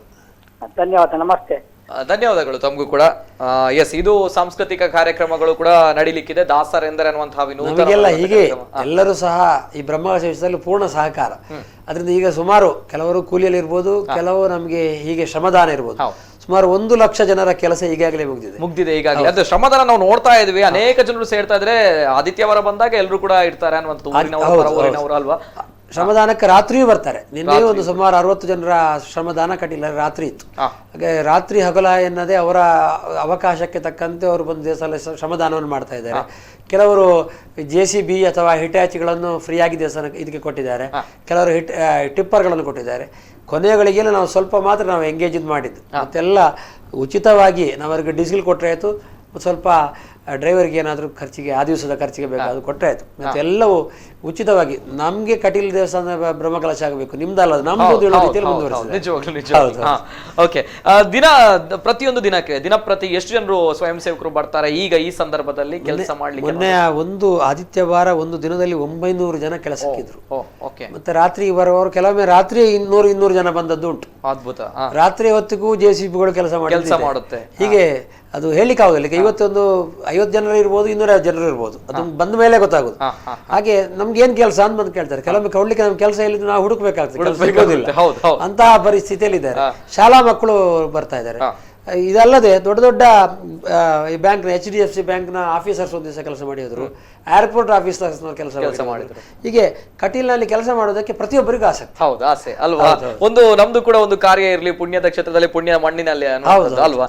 ಎಸ್, ಇನ್ನೊಂದು ಕಡೆ ಹೇಳ್ಬೇಕಂತ ಹೇಳಿದ್ರೆ ಸ್ವಯಂ ಸೇವಕರು ಕೆಲಸ ಮಾಡಬೇಕು ಅಂತ ಬಂದಾಗ ಪ್ರತಿಯೊಂದು ಬ್ರಹ್ಮಕಲಶೋತ್ಸವಕ್ಕೆ ಬರ್ತಾರೆ ಅನೇಕ ಜನರು ಸ್ವಯಂ ಸೇವಕರು. ಅವರ ಪಾತ್ರ ಕೂಡ ಅತಿ ಪ್ರಮುಖವಾಗಿರುತ್ತೆ ಅಲ್ಲಿ. ಹೌದು, ಸ್ವಚ್ಛತೆಯ ಬಗ್ಗೆ ಆಗಿರ್ಬೋದು, ಎಲ್ಲಿಯಾದ್ರೂ ಒಂದು ಸಮಸ್ಯೆ ಆದ್ರೆ ಅದನ್ನು ಕೂಡ ನಿಭಾಯಿಸುವಂತದ್ದಾಗಿರ್ಬೋದು. ಇದು ಯಾವ ರೀತಿ ಅಂತ ಹೇಳಿ ಈಗಾಗಲೇ ನಾವು ಹಲವಾರು ಸಮಿತಿಗಳನ್ನು, ಈಗ ಹೇಳಿದ 30ರ ಮೇಲೆ ನಾವು ಸಮಿತಿಗಳನ್ನು ಮಾಡಿದ್ದೇವೆ. ಸ್ವಚ್ಛತೆಗಾಗಿ ಒಂದು ಸಮಿತಿ, ಸ್ವಯಂ ಸೇವಕರಿಗಾಗಿ ಒಂದು ಸಮಿತಿ ಮಾಡಿದ್ದೇವೆ. ಹೀಗೆ ಪ್ರತಿಯೊಂದಕ್ಕೊಂದು ಸಮಿತಿ ಮಾಡಿದ್ದೇವೆ. ಅಂದರೆ ಸ್ವಯಂ ಸೇವಕರು ಎಲ್ಲ ವಿಭಾಗಕ್ಕೆ ಹಂಚಿಕೊಡತಕ್ಕಂತಹ ವ್ಯವಸ್ಥೆಗಾಗಿ ಸ್ವಯಂ ಸೇವಕ ಸಮಿತಿ ಅಂತ ಇದೆ. ಈಗಾಗಲೇ ಒಂದು 4,500 ಜನರು ತಮ್ಮ ಹೆಸರನ್ನು ನೋಂದಾಯಿಸಿದ್ದಾರೆ. ನಾವು ವೈಯಕ್ತಿಕವಾಗಿ ಯಾರಿಂದಲೂ ನಾವು ಸ್ವಯಂ ಸೇವಕರಾಗಿ ನಾವು ಹೆಸರನ್ನು ನೋಂದಣಿ ಮಾಡಿಕೊಳ್ಳುವುದಿಲ್ಲ. ಇಲ್ಲ, ಒಂದೊಂದು ಸಂಘ ಸಂಸ್ಥೆಗಳಿಂದ ಮಾತ್ರ ನಾವು ನೋಂದಣಿ ಮಾಡಿಕೊಳ್ತಾ ಇದ್ದೇವೆ. ಆಗ ಸಂಘ ಸಂಸ್ಥೆಗಳೆಲ್ಲ ಸೇರಿ ಸುಮಾರು 4,500 ಸ್ವಯಂ ಸೇವಕರು ನಾಳ್ದು ಬ್ರಹ್ಮಕಲಶಕ್ಕಾಗಿ ಈಗಾಗಲೇ ತಮ್ಮ ಹೆಸರನ್ನು ನೋಂದಾಯಿಸಿದ್ದಾರೆ. ಇನ್ನು ನಾಳಿನವರೆಗೂ ಸುಮಾರು 8,000 ಮೇಲೆ ಸ್ವಯಂ ಸೇವಕರು ನಮಗೆ ಬರುವ ನಿರೀಕ್ಷೆ ಇದೆ. ನಮ್ಮಲ್ಲಿ ಏನು ಮಾಡಿದೆ ಹೇಳಿದರೆ, ಈ ಸಲ ಎಲ್ಲ ಕಡೆಯಲ್ಲೂ ಗಲಭೆಗಳಲ್ಲಿ ಇರುವುದರಿಂದಾಗಿ ಪ್ರತಿಯೊಬ್ಬರದ್ದು ಸಹ ಆಧಾರ್ ಕಾರ್ಡ್ ಮತ್ತು ಒಂದು ಫೋಟೋ ಕಡ್ಡಾಯ ಮಾಡಿದೆ. ಅವರಿಗೊಂದು ನಾವು ID ಕೊಡ್ತೇವೆ. ಆ IDಯನ್ನು ಹಾಕಿಕೊಂಡೇ ಅವರು ಬರಬೇಕೆನ್ನುವ ಇದ್ದಿದ್ದರಿಂದ ಯಾರಿಗಾದರೂ ಸಂಘ ಸಂಸ್ಥೆಗಳಿಗೆ ಇನ್ನು ಕಟೀಲ್ನಲ್ಲಿ ಬಂದು ಸ್ವಯಂ ಸೇವೆ ಮಾಡಬೇಕು ಅಂತ ಎನ್ನುವಂಥ ಆಸೆ ಇದ್ದರೆ ಆದಷ್ಟು ಬೇಗ ಕೂಡಲೇ ಅವರು ಬಂದು ಕಟೀಲ್ನಲ್ಲಿ ಅವರದ್ದೆಲ್ಲ ಸದಸ್ಯರದ್ದು ಒಂದು ಆಧಾರ್ ಕಾರ್ಡ್ ಜೆರಾಕ್ಸ್ ಮತ್ತು ಒಂದು ಫೋಟೋವನ್ನು ನೀಡಬೇಕು ಅಂತ ನಾನು ವಿನಂತಿಸಿಕೊಳ್ತಾ ಇದ್ದೀನಿ. ಓಕೆ, ಇದು ಸ್ವಯಂ ಸೇವಕರಾಗಿ ಕೆಲಸ ಮಾಡ್ಲಿಕ್ಕೆ ಇಚ್ಛೆ ಪಡುವವರು ಅಲ್ವಾ, ಈ ರೀತಿಯ ಕ್ರಮಗಳಿವೆ. ಹೌದು, ಏಕಾಏಕಿ ಬಂದು ನಾನು ಕೆಲಸ ಮಾಡ್ತೇನೆ ಅನ್ನುವಂಥದ್ದು ಇಲ್ಲ, ಅಲ್ವಾ. Yes yes. ಈಗ ಸ್ವಚ್ಛತೆಗಾಗಿ ಈಗಾಗಲೇ ಹಲವಾರು ಸಂಘ ಸಂಸ್ಥೆಗಳು ಮುಂದೆ ಬಂದಿವೆ. ಉದಾಹರಣೆಗೆ ನಮ್ಮ ಪತಂಜಲಿ ಯೋಗ ಅವರ ಒಂದು ಸಂಸ್ಥೆ SPYSS, ಆಮೇಲೆ ರಾಮಕೃಷ್ಣ ಆಶ್ರಮದವರು ಕೈ ಜೋಡಿಸಿದ್ದಾರೆ. ಆಮೇಲೆ ಕಟೀಲಿನ ಒಂದಷ್ಟು ಜನರು ಇದರಲ್ಲಿ ಕೈ ಜೋಡಿಸಿ ಒಂದು ಸ್ವಚ್ಛತಾ ಸಮಿತಿಯಲ್ಲಿ ಹಲವಾರು ಕೆಲಸಗಳನ್ನು ಈಗಾಗಲೇ ಮಾಡಿ ಮುಗಿಸಿದ್ದಾರೆ. ಬ್ರಹ್ಮಕಲಶ ಆಗುವಾಗ ಕಟೀಲ್ನಲ್ಲಿ ಏನು ಉಳಿಬಾರದು, ಬ್ರಹ್ಮಕಲಶ ಆಗುವಾಗ ಬಿದ್ದದನ್ನು ಹೆಕ್ಕುವಂತಹ ಕೆಲಸ ಮಾತ್ರ ನಮಗಿರಬೇಕು ಎನ್ನುವಂತಹ ದೃಷ್ಟಿಯಲ್ಲಿ ಯೋಜನೆಗಳನ್ನು ಮಾಡ್ಕೊಂಡು ಈಗಾಗಲೇ ಕೆಲಸ ಮಾಡ್ತಾ ಇದ್ದಾರೆ. ಹಾಗೆ ಹೌದು, ದೇವಸ್ಥಾನದ ವತಿಯಿಂದಲೂ ಸಹ ನಾವು ಸಾಲಿಡ್ ವೇಸ್ಟ್, ಅದರ ನಮ್ಮ ಊಟದ ವ್ಯವಸ್ಥೆಗಳಿರ್ಬೋದು, ಅಲ್ಲಿಯ ಲಿಕ್ವಿಡ್ ವೇಸ್ಟ್ಗಳಿಗಾಗಿ ಜಾಗವನ್ನು ಗುರುತಿಸಿದ್ದೇವೆ. ನಾವು ಕೊಂಡೋಗಿ ಮಾಡತಕ್ಕಂತಹ ವ್ಯವಸ್ಥೆಯನ್ನು ಇಟ್ಕೊಂಡಿದ್ದೇವೆ. ಎಸ್ ಹಸ್ರಣ್ಣವರು, ಅದೇ ರೀತಿ ಕೊನೆಯದಾಗಿ ನಮ್ಮ ಜನತೆಗೆ ತಾವು ಕೊಡುವಂತಹ ಮಾಹಿತಿ ಸಂದೇಶ ಏನು ಹೇಳ್ತೀರಾ ಅಂತ ಹೇಳಿ. ಕಟೀಲ್ನಲ್ಲಿ ಈ ವರ್ಷ ಇನ್ನೊಂದು ಯೋಜನೆ ನಾವು ಹಾಕಿಕೊಂಡಿದ್ದೇವೆ. ಅದು ಹೇಳಿದರೆ ಭೂಮಿಯನ್ನು ಖರೀದಿ ಮಾಡೋದು. ಈಗ ನಾವು ಹೇಳ್ತೇವೆ ಕೆಲವು ಭೂಮಿಗಳು ನಮ್ಮಲ್ಲಿಲ್ಲ, ಅಂದರೆ ದೇವಸ್ಥಾನದ ನಿತ್ಯ ಪಾರ್ಕಿಂಗ್ ಸಮಸ್ಯೆಗಳನ್ನು ಪರಿಹಾರ ಮಾಡಲಿಕ್ಕೋಸ್ಕರ ಮತ್ತು ದೇವಸ್ಥಾನದ ಉದ್ದೇಶಗಳಿಗಾಗಿ ಉಪಯೋಗಿಸಲಿಕ್ಕೆ ಒಂದಷ್ಟು ಭೂಮಿಗಳನ್ನು ನಾವು ಖರೀದಿಸಬೇಕು. ಸುಮಾರು 20 ಕೋಟಿ ರೂಪಾಯಿ ಇದಕ್ಕೆ ಬೇಕಾಗಬಹುದು ಎನ್ನುವಂತಹ ಯೋಚನೆಯನ್ನು ಮಾಡಿಕೊಂಡಿದ್ದೇವೆ. ಇದಕ್ಕಾಗಿ ನಾವು ಭೂದಾನ ನಿಧಿ ಎನ್ನುವಂತಹ ಒಂದು ಅಕೌಂಟನ್ನು ಓಪನ್ ಮಾಡಿದ್ದೇವೆ. ಆ ಅಕೌಂಟ್ನಲ್ಲಿ ನಾವು ಭಕ್ತಾದಿಗಳು ಅದಕ್ಕೆ ದೇಣಿಗೆಯನ್ನು ಕೊಡ್ಬೋದು. 1 ಸ್ಕ್ವೇರ್ ಫೀಟಿಗೆ 1,000 ರೂಪಾಯಿ. ಈ ರೀತಿಯಲ್ಲೂ ನಾವು ಅತಿ ಸಣ್ಣ ಭಕ್ತಾದಿಗಳಿಗೂ ಭೂದಾನ ಕೊಡ್ತಕ್ಕಂತಹ ವ್ಯವಸ್ಥೆಗಳನ್ನು ನಾವು ಹಮ್ಮಿಕೊಂಡಿದ್ದೇವೆ. 1 ಸೆನ್ಸ್ 1 ಎಕರೆ ಹೇಗೂ ಅವರು ಕೊಡುವವರಿದ್ದಾಗ ಬರೀ ಸಣ್ಣವರಿಗೂ ಆ ವ್ಯವಸ್ಥೆ ಮಾಡಿದ್ದೇವೆ. ಪ್ರತಿಯೊಬ್ಬರು ಇದರ ಸದುಪಯೋಗ ಪಡಿಸಿಕೊಂಡು ಕಟೀಲಮ್ಮನ ಕ್ಷೇತ್ರದ ಇನ್ನು ಅಭಿವೃದ್ಧಿಗೆ ಅವರೆಲ್ಲ ತೊಡಗಿಸಿಕೊಳ್ಬೇಕು. ಆಮೇಲೆ ಹೆಚ್ಚಿನ ಭಕ್ತಾದಿಗಳು ಬ್ರಹ್ಮಕಲಶದಲ್ಲಿ ತಮ್ಮನ್ನು ತಾವು ತೊಡಗಿಸಿಕೊಳ್ಬೇಕು, ಕಟೀಲ್ ದೇವಸ್ಥಾನಕ್ಕೆ ಬರಬೇಕು, ದೇವರ ದರ್ಶನವನ್ನು ಪಡೆಯಬೇಕು, ದೇವರ ಪ್ರಸಾದವನ್ನು ಸ್ವೀಕರಿಸಬೇಕು. ಆ ಮೂಲಕವಾಗಿ ದೇವರ ಪೂರ್ಣಾನುಗ್ರಹಕ್ಕೆ ಪಾತ್ರರಾಗಬೇಕು. ನಾವು ಮಾಡಿದ ಕೆಲಸಕ್ಕೆ ಪ್ರೋತ್ಸಾಹ ಕೊಡಬೇಕು. ಇನ್ನು ಮುಂದೆ ನಮ್ಮ ಅಭಿವೃದ್ಧಿಗಾಗಿ ಕೈ ಜೋಡಿಸಬೇಕು ಅಂತ ನಾನು ಈ ಮೂಲಕವಾಗಿ ಕೇಳಿಕೊಂಡೆ. ಅದೇ ರೀತಿ ಹಸ್ರಣ್ಣವರು ಒಂದು ಮಾತು ಹೇಳಿದ್ರಿ. ಒಂದು ಕಡೆ ನಾನು ಕೇಳ್ಪಟ್ಟೆ, ತಮ್ಮ ಅಣ್ಣನವರಿಗೆ ಒಂದು ಆಸೆ ಇತ್ತು ಅನ್ನುವಂಥದ್ದು, ಚಿನ್ನದ ಮಹಾಡು ಮಾಡಬೇಕು ದೇವಿಗೆ, ಇದು ಮುಂದೆ ನೆರವೇರುತ್ತೆ ಅನ್ನುವಂಥದ್ದು. ದೊಡ್ಡ ಯೋಜನೆ, ಸಣ್ಣ ಯೋಜನೆ ಏನಲ್ಲ. ಒಟ್ಟು ಅವಳಿಗೆ ಚಂದ್ರಾಮ್ ಹಿರಣ್ಮಯಿ ಲಕ್ಷ್ಮಿ, ಅವಳಿಗೆ ಹಿರಣ್ಮಯಿ ಅಂತ ಅವಳಿಗೆ ಹೆಸರು. ಬಂಗಾರವನ್ನೇ ತುಂಬಿಸಿಕೊಂಡವಳು ಅಂತ. ದೇಹದ ಸ್ಥೂಲ ಸೂಕ್ಷ್ಮ ಸ್ವರೂಪದಲ್ಲಿ ನಾವು ದೇವರು ಏನು ಕಾಣ್ತೇವೆ ಅದು ದೇವರು. ದೇವಸ್ಥಾನದಲ್ಲಿ ಎಲ್ಲ ಸಂಪೂರ್ಣವಾಗಿ ವಾಸ್ತು ಪ್ರಕಾರವಾಗಿ ಆಗುವಾಗ ಅನಂತರದ ಒಂದು ದೇಹ ಅಂತ ಒಂದು ಗರ್ಭಗುಡಿ, ಅದು ಸ್ಥೂಲ ದೇಹ. ಅದರ ಶಿಖರ ಎನ್ನುವಂಥದ್ದು ನಾವು ಉತ್ತಮಾಂಗ ಅಂತ ಹೇಳ್ತೇವೆ, ಅದು ಮಾಡು. ಹಾಗಾಗಿ ಆ ಮಾಡು ಹೇಳಿದ್ರೆ ದೇವಿಯ ಒಂದು ಸ್ಥೂಲ ಸ್ವರೂಪಿಣಿಯಾದಂತಹ ದೇವಿಯ ಒಂದು ತಲೆ, ಅದನ್ನು ಚಿನ್ನದ ಮಾಡಾಗಿ ಪರಿವರ್ತಿಸಬೇಕು. ಈಗಾಗಲೇ ವಿದ್ಯಾಧೀಶ ತೀರ್ಥರು ಉಡುಪಿಯಲ್ಲಿ ಮಾಡಿದ್ದಾರೆ. ಹಾಗೆ ನಾವು ಮಾಡಬೇಕೆನ್ನುವಂತಹ ಯೋಚನೆಯನ್ನು ನಾವು ಹಮ್ಮಿಕೊಂಡಿದ್ದೇವೆ. ಹಲವಾರು ಭಕ್ತರು ಅದಕ್ಕೆ ಈಗಾಗಲೇ ಉತ್ಸುಕತೆಯನ್ನು ತೋರಿಸಿದ್ದಾರೆ. ಆದರೆ ಅದು ನಾವು ಅನೌನ್ಸ್ಮೆಂಟ್ ಮಾಡಿದ್ವಿ. ಬ್ರಹ್ಮಕಲಶ ಆಗೋವರೆಗೆ ಅದರ ಯೋಜನೆಯನ್ನು ಪೂರ್ಣ ಪ್ರಮಾಣದಲ್ಲಿ ನಮಗೆ ರೂಪಿಸ್ಲಿಕ್ಕೆ ಆಗಲಿಲ್ಲ. ಬ್ರಹ್ಮಕಲಶ ಆದಮೇಲೆ ಅದಕ್ಕೂ ನಾವು ಮುಂದುವರಿಸ್ತೀರಾ. ಇನ್ನೊಂದು ಕಡೆ ರಥದ ಬಗ್ಗೆ, ನಮ್ಮ ಕ್ಷೇತ್ರದಲ್ಲಿರುವಂತಹ ರಥ, ಈ ರಥದ ಬಗ್ಗೆ ಏನು ಹೇಳ್ತೀವಿ? ನಮ್ಮಲ್ಲಿ ಒಂದು ದೊಡ್ಡದಾದಂತಹ ಬ್ರಹ್ಮರಥ ಇದೆ, ಅದಕ್ಕೆ ವರ್ಷಂಪ್ರತಿ ಕಟ್ಟಿ ನಾವು ಮಾಡುವಂತಹ ರಥ. ಆಮೇಲೆ 2 ಬೆಳ್ಳಿ ರಥ ಇದೆ, ಮತ್ತೆ 1 ಚಿನ್ನದ ರಥ ಇದೆ, 1 ಚಂದ್ರಮಂಡಲ. ಈಗ 5 ರಥಗಳು ದೇವರಿಗೆ ಆಗಿದೆ. ಇನ್ನು ಅಷ್ಟಮಿಯ ಕೃಷ್ಣನಿಗೆ ಕೊಂಡೋಗ್ಲಿಕ್ಕೆ ಅಂತ 1 ಮರದ ರಥ ಇದೆ. ಈಗ ಒಟ್ಟು 6 ರಥಗಳು ಕಟೀಲು ದೇವಸ್ಥಾನದಲ್ಲಿದೆ. ಚಿನ್ನದ ರಥ ಸೇವೆಯನ್ನು ಯಾರಾದರೂ ಕೊಟ್ಟರೆ ದೇವಸ್ಥಾನದ ಒಳಗೆ ಇಳಿತೇವೆ. ಮತ್ತೆ ದೊಡ್ಡ ರಂಗಪೂಜೆ ಮಾಡಿ ಬೆಳ್ಳಿ ರಥೋತ್ಸವವನ್ನು ಹೊರಗಿಂದ ನಾವು ಕೊಡ್ಬೋದು ಯಾರಾದರೂ ಸೇವೆ. ಬ್ರಹ್ಮರಥೋತ್ಸವ ಎನ್ನುವುದು ರಾಶಿ ಪೂಜೆ ಎನ್ನುವಂತಹ ಸೇವೆ ಕೊಟ್ಟರೆ ಅದನ್ನು ಕಟ್ಟಿ ಮಾಡತಕ್ಕಂತಹ ವ್ಯವಸ್ಥೆ ಇದೆ. ಇಲ್ಲದ್ರೆ ಕಟೀಲಿನ ಜಾತ್ರೆಗೆ ಮತ್ತು ನಾಳ್ದು ಬ್ರಹ್ಮಕಲಶಕ್ಕೆ ಆ ಬ್ರಹ್ಮರಥವನ್ನು ಎಳೆಯತಕ್ಕಂತಹ ವ್ಯವಸ್ಥೆ ಇದೆ. ಪ್ರತಿನಿತ್ಯ ಅದನ್ನು ನಾವು ಉಪಯೋಗ ಮಾಡುವುದಿಲ್ಲ. ಈ ಎಲ್ಲಾ ರಥಗಳು ಈಗ ಚಿನ್ನದ ರಥ ಒಂದು ದೇವಸ್ಥಾನದ ಒಳಗಿದೆ, ಉಳಿದ 5 ರಥಗಳು ಒಂದೇ ಕೊಠಡಿಯ ಒಳಗೆ ನಾವೀಗ ಸೇರಿಸಿಟ್ಟಿದ್ದೇವೆ. ಇದು ನಮ್ಮ ತುಳುನಾಡಿನ ಆರಾಧ್ಯ ದೇವತೆ ಕಟೀಲು ಶ್ರೀ ದುರ್ಗಾ ಪರಮೇಶ್ವರಿ ದೇವಿಯ ಬ್ರಹ್ಮಕಲಶೋತ್ಸವದ ಸಂಭ್ರಮ ಜನವರಿ 22ರಿಂದ ಫೆಬ್ರವರಿ 3ರ ತನಕ ಇದೆ. ಇದು ಕ್ಷೇತ್ರದ ಬ್ರಹ್ಮಕಲಶೋತ್ಸವ ಹೌದು. ಅದೇ ರೀತಿ ಪ್ರತಿ ತುಳುನಾಡಿನ ಜನರ ಮನೆಗಳ ದೇವಿಯ ಆರಾಧನೆಯಲ್ಲಿರುವಂತಹ ದೇವಿಯ ಬ್ರಹ್ಮಕಲಶೋತ್ಸವ ಸಂಭ್ರಮ ನಾವೆಲ್ಲರೂ ಕೂಡ ಭಾಗವಹಿಸಬೇಕು, ದೇವಿಯ ಒಂದು ಕೃಪೆಗೆ ಪಾತ್ರರಾಗಬೇಕು ಅನ್ನುವಂಥದ್ದು ಕೂಡ ನಮ್ಮೆಲ್ಲರ ಆಶಯ. ಅದೇ ರೀತಿ ಹರಿನಾರಾಯಣ ದಾಸ ಸಹಸ್ರನವರು ಅದ್ಭುತವಾಗಿರುವಂತಹ ಮಾಹಿತಿಯನ್ನು ನೀಡಿದ್ರು. ಧಾರ್ಮಿಕವಾಗಿ, ಸಾಮಾಜಿಕವಾಗಿ, ಶೈಕ್ಷಣಿಕವಾಗಿಯೂ ಕೂಡ ಈ ಕ್ಷೇತ್ರ ದೊಡ್ಡ ಮಟ್ಟದಲ್ಲಿ ಹೆಸರು ಮಾಡ್ತಾ ಇದೆ. ಅನ್ನದಾನ, ವಿದ್ಯಾದಾನ ಎಲ್ಲವೂ ಕೂಡ ಮಾಡ್ತಾ ಇದೆ. ಅದೇ ರೀತಿ ಈ ಬಾರಿಯ ಬ್ರಹ್ಮಕಲಶೋತ್ಸವ ವಿಶೇಷವಾಗಿರುವಂಥದ್ದು, ಪರಿಸರ ಸ್ನೇಹಿಯಾಗಿರುವಂಥದ್ದು, ಪ್ಲಾಸ್ಟಿಕ್ ರಹಿತವಾಗಿರುವಂಥದ್ದು. ಅದೇ ರೀತಿ ಅನೇಕ ಜನರು ಕೆಲಸ ಮಾಡಬೇಕು, ಸ್ವಯಂ ಸೇವಕರಾಗಿ ಕೆಲಸ ಮಾಡಬೇಕು ಅಂತ ಇದ್ರೆ ಯಾವ ರೀತಿ ಕ್ರಮಗಳನ್ನು ಕೈಗೊಳ್ಳಬೇಕು, ಯಾವ ರೀತಿ ತಮ್ಮ ಹೆಸರುಗಳನ್ನು ನೋಂದಾಯಿಸಿಕೊಳ್ಬೇಕು, ಯಾವ ರೀತಿ ಕೆಲಸ ಮಾಡಬಹುದು ಅನ್ನುವಂಥದ್ದು ಆಸರಣವರು ತಿಳಿಸಿಕೊಟ್ರು. ಅದೇ ರೀತಿ ಧಾರ್ಮಿಕ ಕಾರ್ಯಕ್ರಮಗಳು ಯಾವ ರೀತಿ ನಡೀತಾ ಇದೆ, ಸಾಂಸ್ಕೃತಿಕ ಕಾರ್ಯಕ್ರಮಗಳು ಯಾವ ರೀತಿ ನಡೀಲಿಕ್ಕಿದೆ ಅನ್ನುವಂಥದ್ದು ಅದನ್ನು ಕೂಡ ಮಾಹಿತಿ ಹೇಳಿಕೊಟ್ರು. ಒಟ್ನಲ್ಲಿ ಪ್ರತಿಯೊಬ್ಬರು ಮುಂದೆ ಬರಬೇಕು. ನಮ್ಮ ದೇವರು, ನಮ್ಮ ತುಳುನಾಡಿನ ಇಷ್ಟ ದೇವರು, ಆರಾಧ್ಯ ದೈವ, ಬೇಡಿದ್ದನ್ನು ಕೊಡುವಂತಹ, ಅಭಯ ಕೊಡುವಂತಹ ದೇವಿ ಕಟೀಲು ದುರ್ಗಾ ಪರಮೇಶ್ವರಿ ದೇವಿಯ ಬ್ರಹ್ಮಕಲಶೋತ್ಸವ. ಆ ದೇವಿ ಎಲ್ಲರೂ ಕೂಡ ಒಳ್ಳೇದು ಮಾಡಲಿ, ಶುಭವಾಗ್ಲಿ ಅಂತ ನಮ್ಮ ಕೂಡ ಆಶಯ. ಅಂಡ್ ಇದು ಶ್ರೀ ಹರಿನಾರಾಯಣ ದಾಸ ಅಸ್ರಣ್ಣರ ಮಾತುಗಳು. ಧನ್ಯವಾದಗಳು ಸರ್. ಧನ್ಯವಾದ. ಎಸ್ ವೀಕ್ಷಕರೇ, ಇದು ಈ ಹೊತ್ತಿನ ವಿಶೇಷ. ನಾವೆಲ್ಲರೂ ಕೂಡ ಸೇರಬೇಕು. ಈ ಒಂದು ವಿಜೃಂಭಣೆಯ ಬ್ರಹ್ಮಕಲಶೋತ್ಸವ ಮತ್ತಷ್ಟು ಮಗದಷ್ಟು ವಿಜೃಂಭಣೆಯಿಂದ, ಸಂಭ್ರಮ ಸಡಗರದಿಂದ ನಡಿಬೇಕು. ಇವೆಲ್ಲವೂ ಕೂಡ ನಮ್ಮ ಆಶಯ. ಇದು ಈ ಹೊತ್ತಿನ ವಿಶೇಷ. ನಿರಂತರ ಸುದ್ದಿ ಹಾಗೂ ಮನೋರಂಜನೆಗಾಗಿ ನೋಡ್ತಾ ಇರಿ ನಮ್ಮ ಕುಡ್ಲ 24/7.